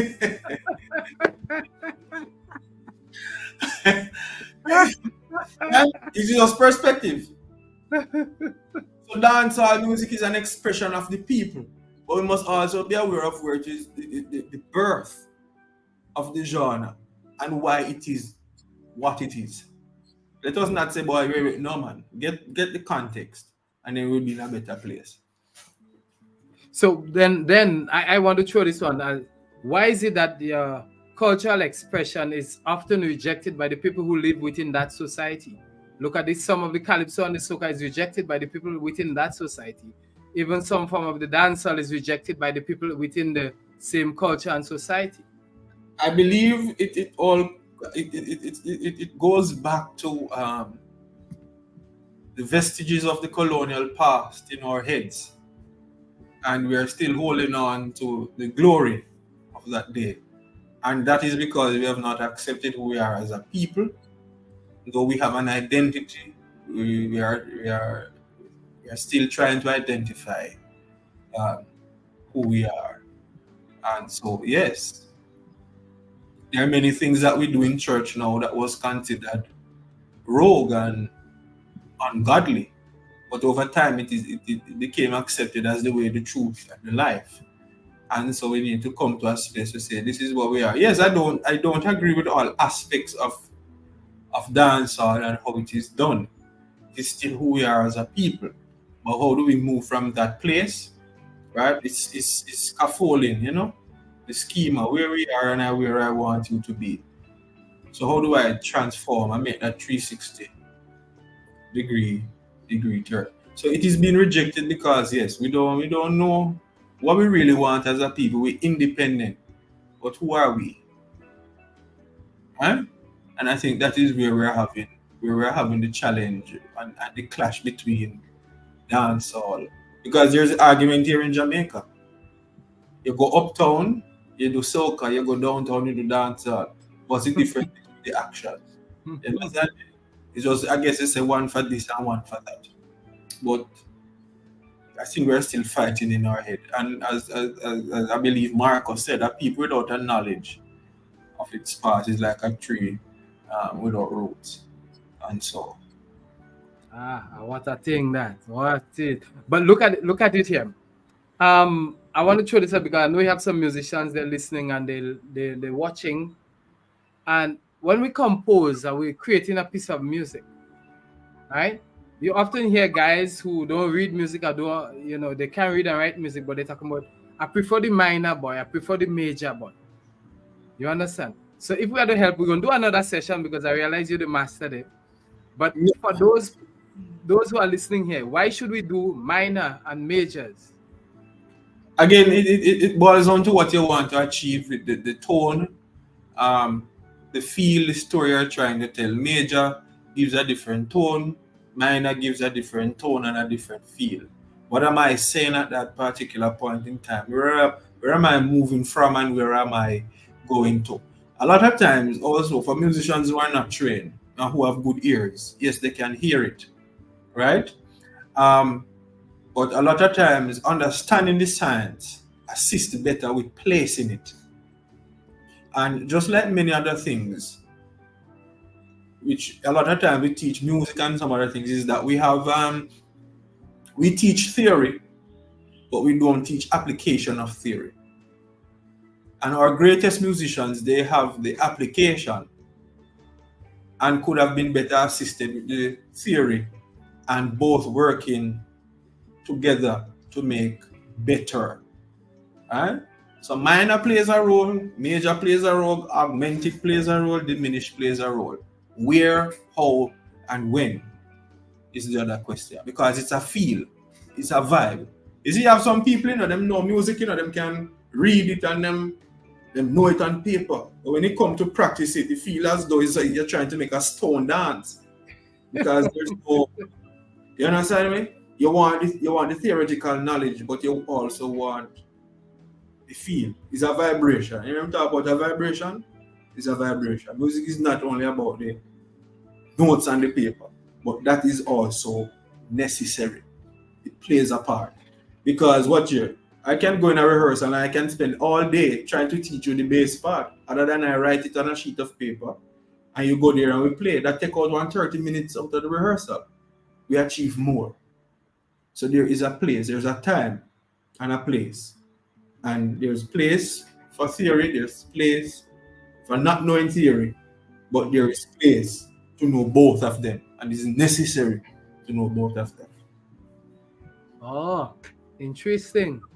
So I was about to say then, okay, well, everybody's supposed to know music, but your theory, but you already cleared that up. Yes. But The artist, right? The artist. Shouldn't the artist get some help? Because they come with that energy to sing. Should the artist, and I'm talking from the teacher point of view, because the students become artists. Mhm. Should the artist get some help from that line as to understand, instead of just saying you could sing one thing? Oh, definitely. No adult is where they are. No matter how much you tell yourself that you are self-made, there was some assistance. You might not want to acknowledge it, but whether you did it vicariously, watching somebody else, you were learning something. Raw talent is raw, as I said, but there are areas for growth and development. And so you take that. Don't do that there. Don't think that that key is too high for your tomba or your tessitura, right? As a tenor, you can't sing down there, so you can't sing in that key because you don't have that range. And when you go on stage, you're going to embarrass yourself, right? So the guidance to say, do it that way, don't do it that way, try it this way, don't try it that way.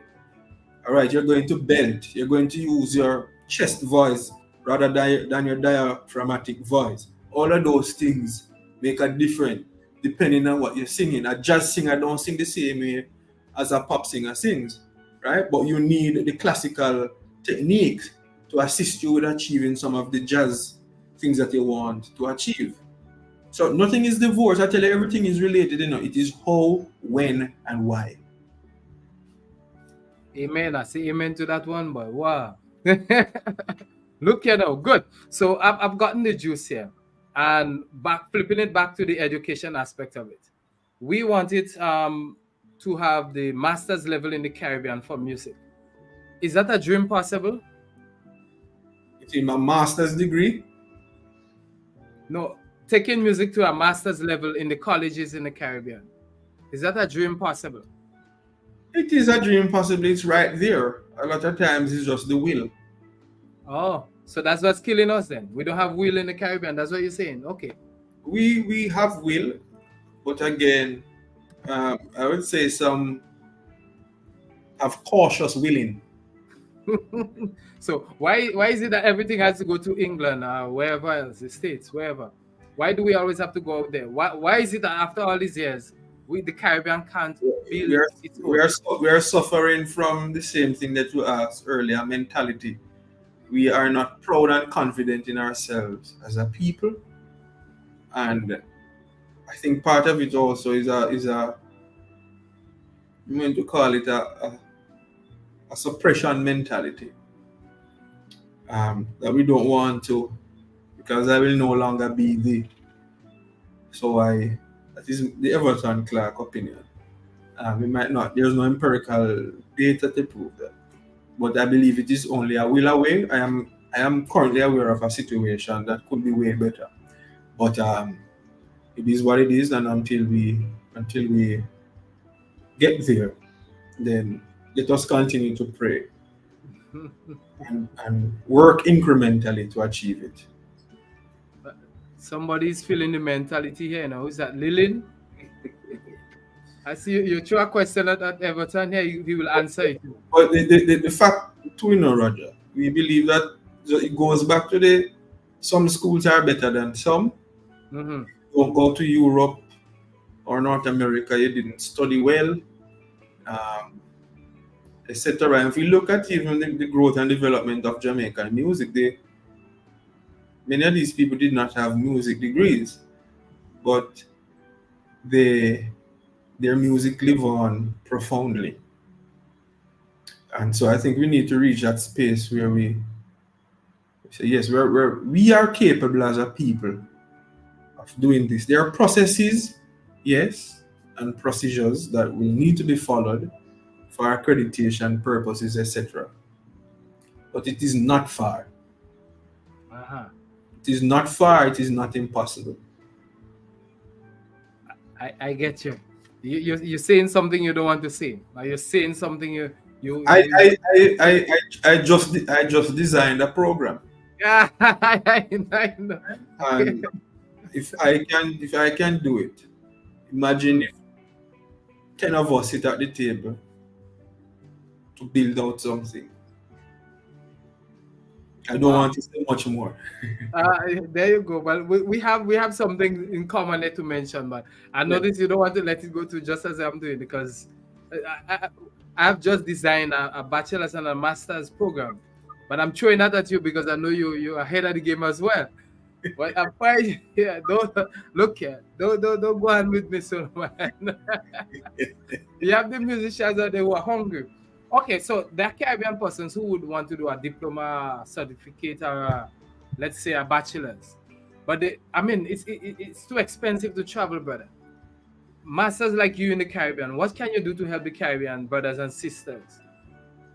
Well, I think one of the things we have observed, and in every dilemma there is opportunity, and I believe COVID showed us that some of the things that we're holding on to as impossibles to do are actually possible. So can we start there are some music courses that, yes, the truth is they are better taught in person for many reasons than one. But can we design the program in such a way where maybe the first 2 years could be taught online? The remaining 2, you'll have to come to campus. But I will caution also that there are many facets to running an institution and an organization that will have to be factored in when doing a program, because you have to look at program viability. And I design a program for that. What percentage, when I run my feasibility study, what percentage of Grenadians want to upskill, right? Or can I get most Eastern Caribbean countries or one from here? So there is the administrative aspect that we can't negate any at all, right? But the onset of this pandemic has taught us that we can retool and rethink and redo to achieve. So gone are the days when we're going to say, boy, you must do this and you must do that. Can we look at how it can be made hybrid, right? And there are so many things, other things that I can say in that context, that I'm going to hold it, because I might be able to get jobs after this. I might be blocked. But the possibilities are endless. They need to be explored. And I think if you seriously sit at the table without the egos, right, and say, how do we make more wholesome what we have to offer, we can achieve more. Excellent. So summarize this for me. I've been looking at the comments from the persons here, and I asked you already, but you give me a little piece of it. I mean, the competition is not on. They say drama is live, music is live. What do you say to a child who wants early from, let's say, primary school, says, I will be a musician, recognizing that the Caribbean society, just as you experience it, is not open to that yet? But a child is now saying, I want to be an artist. What do you say, brother? He's listening. The story is told right at Edna Manley. There was a particular student whose parents found out on the day of graduation that he was not registered for what they sent him to do. He was graduating from a totally different program. Don't know if you know that story. But some people revered art, but not music. So he was supposed to be doing art, ended up doing stories told. Don't know how true it is. I would say, using primary, yes, you have to listen to your parents. But if upper secondary, try as best to follow your dream. But for lower primary, what the parents can do is try to find a way to incorporate the art with the other subject areas. Or use, if this child loves this, how do I'm going to use the word again now, marry You want to do this? All right, come and show me why this makes sense in this context. What it have to do with history or music or whatever it is. Show me, right? And then, because remember, if we look at the Howard Gardner theory of multiple intelligences, all of us learn differently. Some of us are mathematic by our means of learning. Some of us are kinesthetic. That's how we get dancers. Dance and physical education is one in the same, though there are differences in approach and theory. Right? We have the musical intelligence, we have the verbal intelligence, right? So how do we strengthen and support this child? But again, that is why I say teachers ought to be better parents with the knowledge they're supposed to have. And they ought to guide and assist other parents in knowing that we all learn differently. You don't know if you know this image of the classroom. The classroom is the only setting that has not changed since forever. Because it is set up for a particular reason. And a lot of us teach the way we were taught. So we have to go and write on the board. Or we have to sit down and read and the students write. But we're not dealing with the constructivist approach, right? Or the project-based approach, right? So we need to also find a way to educate parents on the value of the arts and ways in which the arts can assist, whether it's trauma. Can we go and take up, can we collaborate with the special education division in your ministry? Can we speak with psychologists in your, we might need some training in terms of how to better use music as in terms of therapy. Right? We might need some training that as I might approach it as a music educator. But with some training I can deal with it a different way. But how can we say, boy, sure, we have children coming in with trauma, right? How do I do this with the psychologist, whether clinical or otherwise, or the psychiatrist? So we need to have conversations, we need to collaborate, we need to have discussion, we have town hall meeting for everything else. Let us try one for arts and music education and educate parents, educate the stakeholders, how we can use music to transform. And I say transform, to get great, for behavior modification, right? For treatment as academics, right? Why, I tell you a question. Why you listen to music when you're stressed? Why you listen to music when you're driving? Why you listen to music if you find out about infidelity? Why? If it has no purpose, why use it? So there is value, but we just need to have a conversation and we need to go and appreciate it for what it is and use it accordingly. Great. But you jump ahead of the game, because I was going to touch the therapy side of it, but you give me peace. Because that's the question. That's where I can't end this without delving into that. The arts, I didn't just want to say music, but all aspect of the arts, the relevant value as therapy. But see now you touch music, right? There are persons who may be listening, we never know. And they've tried everything else. You mentioned counselors, psychologists, psychiatrists, whatever it is. But that healing doesn't come. But when you give them the music, transformation. Is music, can music be used as therapy to heal issues in the Caribbean right now? Talk to me, brother. Yes, we all know that already. I don't think we need to I don't You even think so? we don't even need to have a discussion on that. You think so? Yes, we know the value of music and its ability to heal. We know. We pretend we don't know, and it goes back to the fact that, you see, don't start me up again, Roger. We know. What we don't have are the mechanisms in place to appropriately activate and use it as it ought to be used. Because again, if you look at it now, if a man go away and study music therapy. When he comes back to Jamaica or Grenada, which therapist is he going to work with to a great extent? Eh? I can share an example right now of a situation that I have. And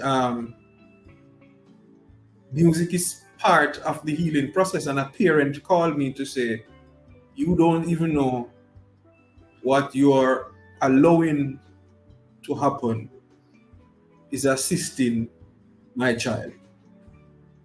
We know, but we think only medication. Because music can be triggered too. Because imagine you your first dance, your dance at your wedding was tonight I celebrate my love for you. And you got divorced. Every time you hear it, you may get angry. Right? It becomes a trigger. But on one hand, right, it might be therapy for somebody else. Yes. I am not a specialist in that area. I don't know how it is 100% used and the processes, but it's something to be explored, something that we can really look at. Because you also have cases where students in schools, when you don't have nothing else for them to do, you send them go down to the music, or you usually give them some arts or technical stuff to do. So we know we send them down there, but a lot of times what they don't expect is a transformation when the child comes back. How did it happen? Tell me.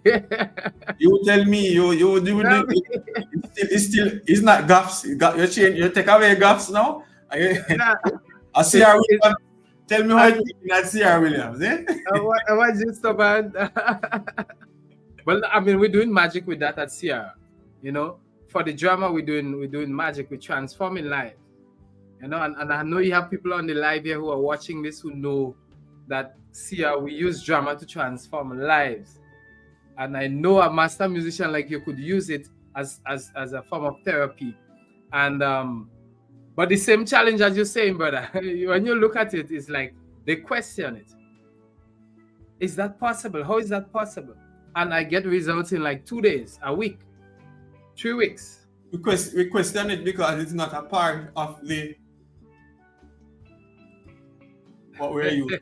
Not a part of the established structure that we have been conditioned to believe ought to be. And so anything outside of that becomes...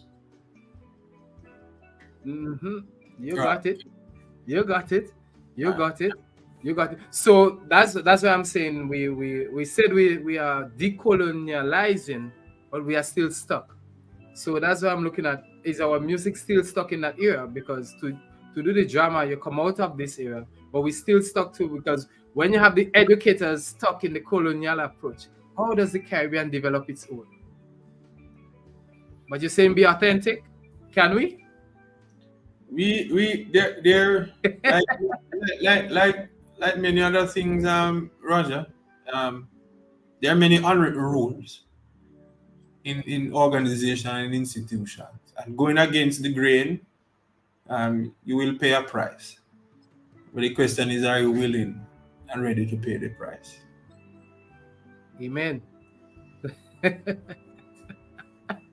I see you jump, Martin. I can't call you Luther King yet. Are you willing to pay the price? So, once you're willing, Yes. To transform lives. Good. But earlier when somebody saw you as a humanitarian, that was interesting. Somebody mentioned that, and I was like, wow, you've been doing a lot of stuff. And now I hear you. Yeah. You didn't see that comment? There was a comment earlier on that somebody said, hey, what? So that was somewhat interesting. So are you using the music just for money? No, man. I use music to transform lives. Oh, okay. You put up on the screen that I'm a musician. I went to college. I had to pay for college. It's what I do. As I said all the time, and I'm going to go against the grain now. Why don't churches go to the light and power company and say, God bless you for the light for this month? It will be cut off. Right? I am saying, yes, there are some things that I charge for. I don't charge for everything, but I also need to eat bread. And I love what I do, 100%. I will become a teacher again and again. But when I sit around an instrument or have an opportunity to make music, I transcend. And I love to see when others are happy. I love to see when others are transformed by my music. When I finish playing and somebody say, boy, oh my God, the way you played that song. I said, yes. As church would say, if you reach one soul. So if I reach one soul, my mission is accomplished, paid or unpaid. And I don't give a better version of me when I'm paid. I have one version which is excellent. If I'm not doing it properly, I'm not going to do it at all. So that's the only standard, and my students know that excellence. If you can't give that, go somewhere else. I got you. So now you've been talking the church, but you've been playing in church. Apart from teaching, because as you see, I put your video on the screen there. Apart from teaching, you've been mentioning church for a good while now. Explain that correlation and that combination and that connection. Well, I serve as musical director at some religious institutions. So I'm an organist. I conduct the choir, and I direct the church's music program. And as I say, I started in the church. Being in church, I also I express my faith through the music of the church. And so that is one of the avenues that I share and I believe transform and impact lives. And I love doing that. I will continue to do that. And that is one of my contributions to the society. Tell us about your students you teach. All right. Interestingly, the college I work at is a teacher training institution. Music is offered as a course in the primary and early childhood degree programs. So members of the choir and band are not necessarily music students. There are students in other programs. Students reading for bachelors in computer, bachelor in mathematics, etc. They have an inclination or a liking for music. They come, they join the band, and we go through some for the entire duration of their tenure, or semester on, semester off. But I didn't have full-time music students. One of the things I'll point out that I've discovered also is that my musicians are usually math or computer students, and in terms of instrumentalists. And I have found that my singers are usually language, primary or early child, or a mixture. And I am set to do a research on the correlation, but I have some idea of what is happening. Recently, before I demitted office as chairman of the Music Academic Board of Studies for the Teachers Colleges of Jamaica, I would have made great progress in terms of submitting a minor of music in secondary music education, which my college is a pilot for. So we started September. So now we will have students who would major in a secondary area, math, history, social studies, and minor in music. So we have that development. And again, we give God thanks for that, but we have not had music as a full bachelor degree program. However, we have some collaboration with the Edna Manley College. So if we wish to, we can offer their programs. But we have made significant progress where that is concerned. So my students are not music majors. However, when they come, there is transformation. And as you see on the screen now, they are in wonderful black dresses. Usually they would perform in the uniform. I discontinued that practice because we are a professional body and we are raising a particular standard and showing that the art is not just about the singing, but about, again, holistic development.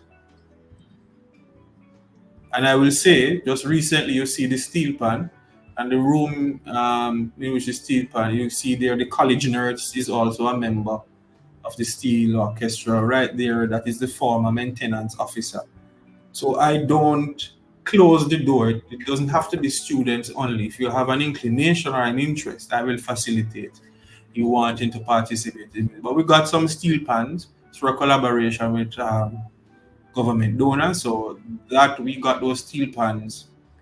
The last academic year we started January. In April we started our first concert season. Titled Colors of Music, at which the steel orchestra and the choir did perform. They performed 3 songs and they did very well because many of them were new to the instrument. Many, if not all, were new to the instrument. And so we have that now as an addition to what we have to offer at Church Teachers College. That sounds like a lot, man. That sounds like a lot. And I am the only music educator there doing all of this. Are you kidding me? You're a genius, a magician. Which one? I won't tell you the formula. I'll tell you here. So wait, so when you're coming to Grenada to help us out? I look forward to our teachers and so on.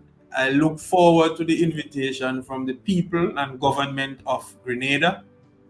And once I am in receipt of that, the appropriate approval from my employer, which I'm sure they wouldn't mind supporting, because a part of our mandate is to give, to be a part of professional development, to contribute. And so once I have that invitation, my brother, I will be there to support and to have dialogue. Because not, a lot of time we come and I am giving you what I have. No, man, it's a dialogue. How do we help each other? How do we have that conversation to unearth and to contribute? Because you might have some best practices that I might need to take. I might have some that you need. How do we forge that collaboration? Because maybe I can come to Grenada and we can work with Church Teachers College to build out your teacher training program there. That will bring music as well. So it's a conversation. And funny enough, my principal, Dr. Garrett Anderson, is also the president of the Caribbean Union of Teachers. So I'm sure that conversation is something that can be had. Oh, good. So I know you're going to start it from your end, and I'm going to push it from my end. You get just send me the letter, man. Just send me the letter to the appropriate channels, and we will work it out. Look here, but you don't know. You have to come and help Grenada, man. What happened to you? You can't keep all of that in Jamaica. You can't keep all the spice over there.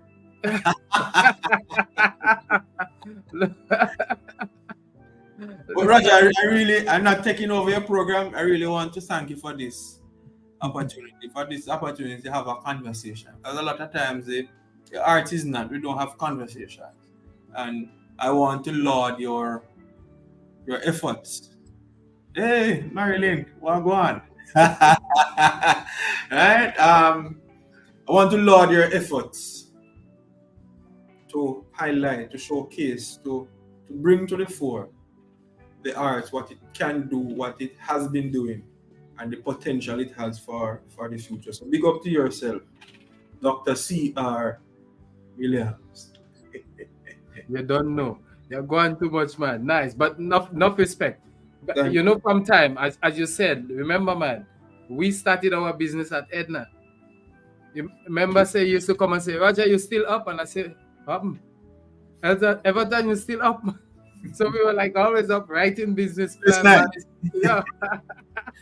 Yeah. I want them to know that you used to talk to all the trees for your assignment. You never want to.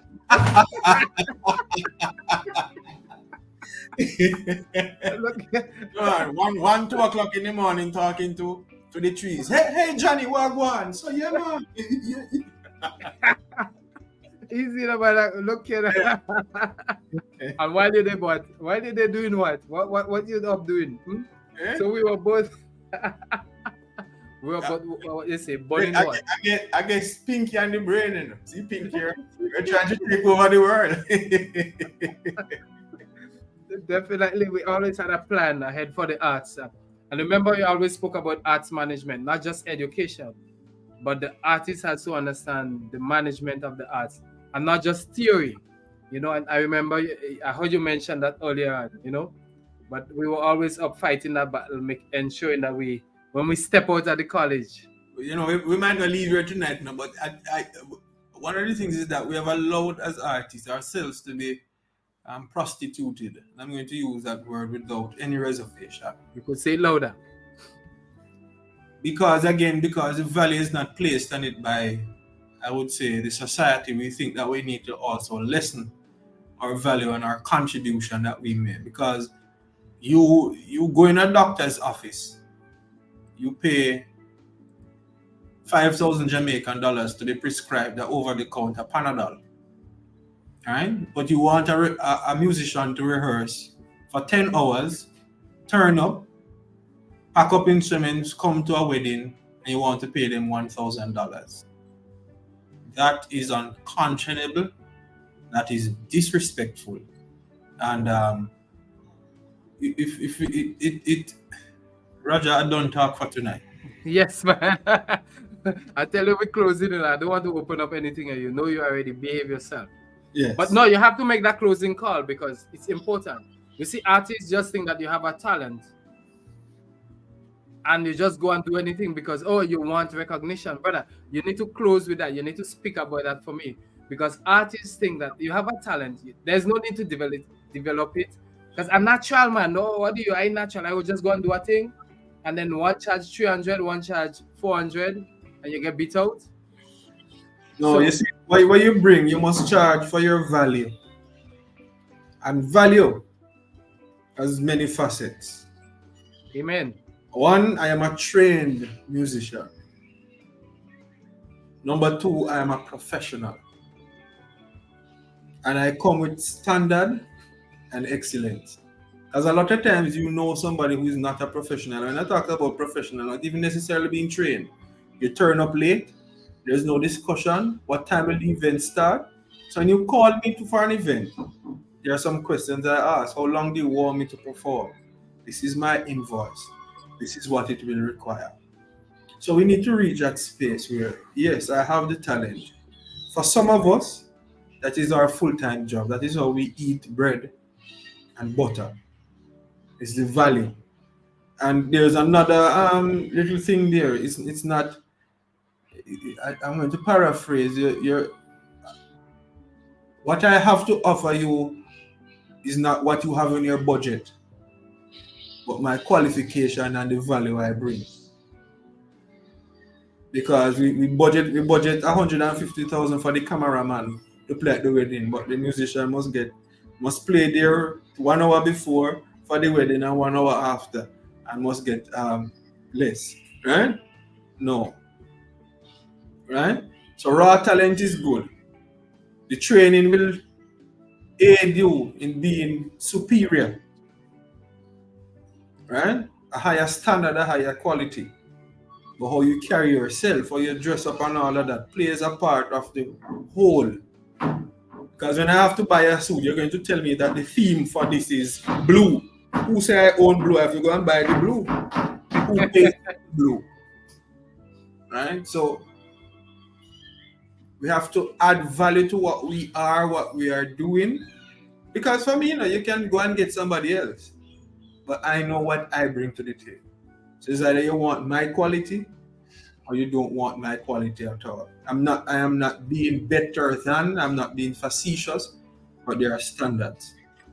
And if you don't do it when you go to courts to trust or at the doctor's office, why you think you must try it with the artist? Because he or she can do nothing else? No.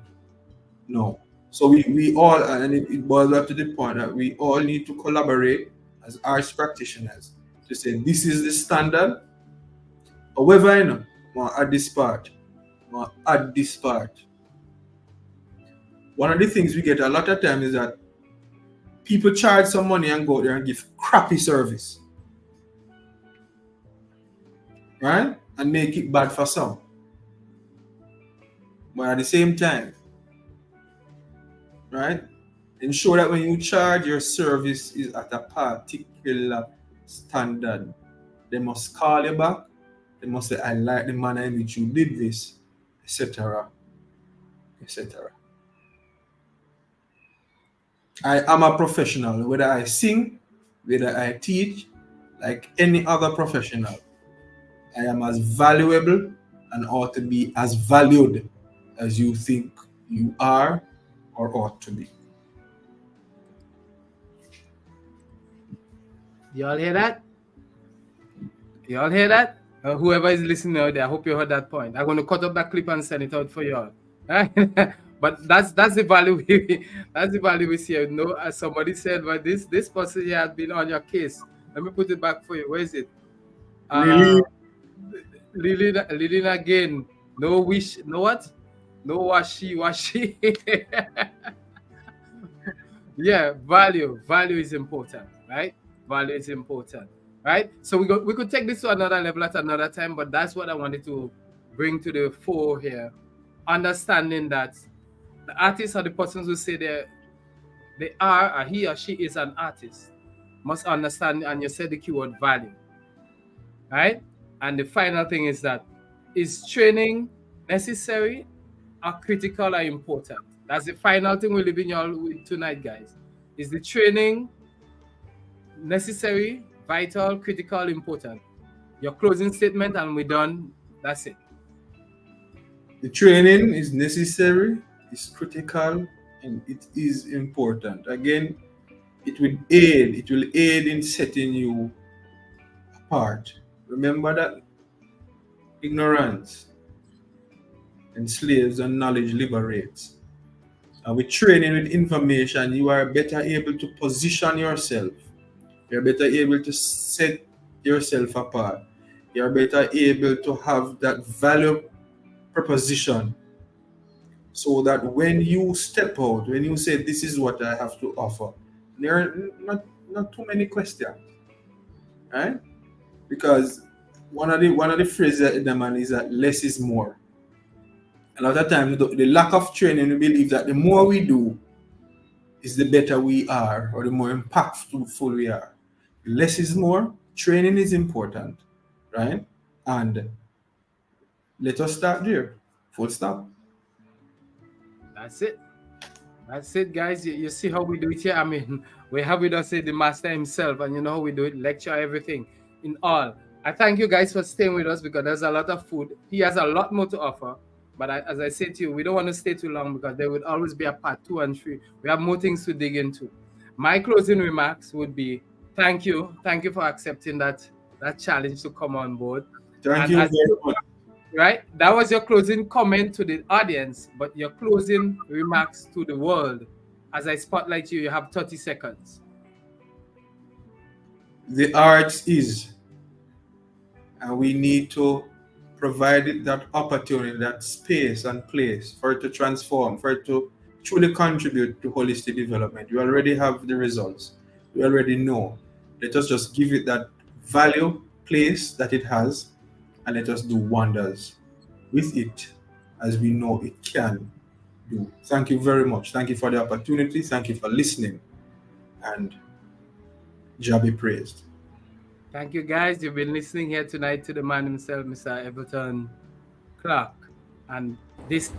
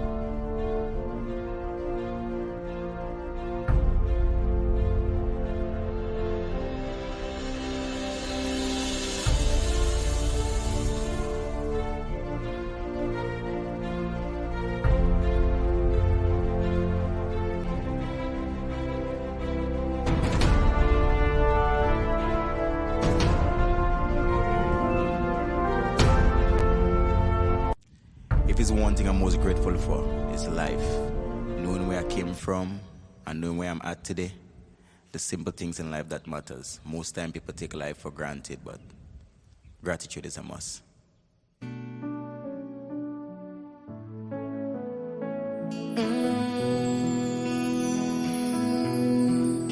Now,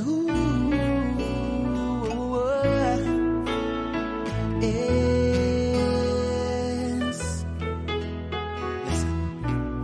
Protect I and I from the trap set for me. Into your hands I submit my spirit. Almighty, deliver me. Yes, deliver me. Cause despite the struggles and fight, I smile, everything is alright. I say, thanks for life, Almighty God. Thanks for life. May piece of shoes that fit in me tight, but I go mash up a party tonight. I say, thanks for life, Almighty God. Tell them I'm born to make it. I have to make it. I'm born to make it. I must make it. Tell them I'm born to make it. I have to make it. I'm born to make it. I must make it. Yes, I said, oh yes, too blessed to be stressed. Once my circle positive, then I man could care less. I said, oh yes, most I get the praise for guiding me through the darkest night and my shiny days. So when I rise up and start yawning, yes, I have to praise thee. I man have to praise thee for my friends and my family and my loved one who never left by my side. Yes, I have to praise thee. Cause despite the struggles and fight, I smile, everything is alright. I say, thanks for life, Almighty God. Thanks for life. May piece of shoes that fit in me tight, but I go mash up a party tonight. I say, thanks for life, Almighty God. Thanks for tell life. Them I'm born to make it. I have to make it. I'm born to make it. I must make it. Tell them I'm born to make it. I have to make it. I'm born to make it. I must. If it's one thing I'm most grateful for, Yes, it's life. I said, oh. Knowing where I came from and knowing where I'm at today. The simple things in life that matters. Most time people take life for granted, but gratitude is a must.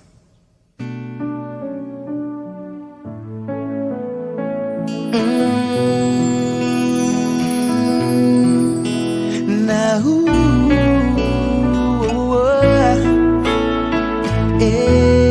yes. Listen. Protect I and I from the trap set for me. Into your hands I submit my spirit. Almighty, deliver me. Yes, deliver me. Cause despite the struggles and fight, I smile, everything is alright. I say, thanks for life, Almighty God. Thanks for life.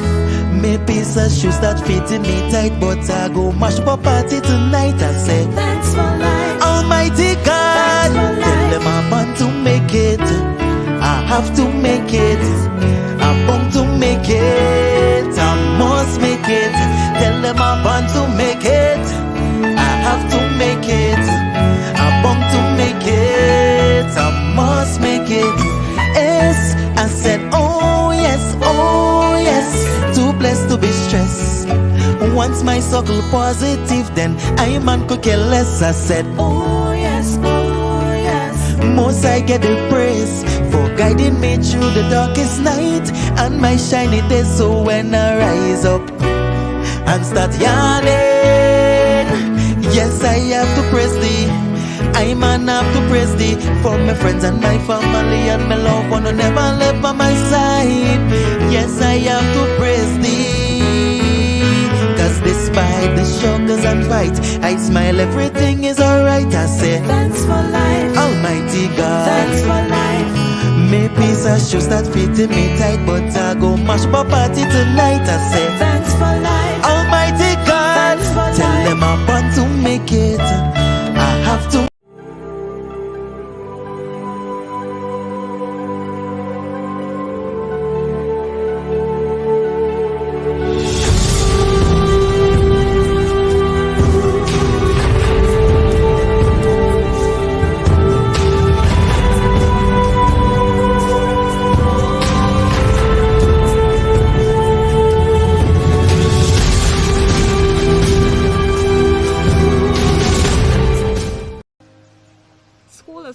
about life. School doesn't teach you about learning how to survive. And that is something that I think I needed, especially as a teenager. I had no idea what I was doing. I was just going, just doing things. Even as a young adult, I had no idea what I was doing. Just living. I would say sometimes recklessly, just don't care. And you know, school just teaches you books, and you get your CXC subjects, and you graduate and you get a good job. But you're on the job, it's a good job, you're well paid, but you're unhappy. And I just wanted to be happy eventually. I was tired of being sad, I was tired of being angry, I was tired of being confused, I was tired of being lost. I just wanted to be happy, and I didn't know how to make myself happy until I went through the process of drama therapy. I had no idea of how to make myself happy. I thought that, you know, certain things, I'll buy certain things and I'll feel good, and then the next day it's like there's something missing. School doesn't teach you about life.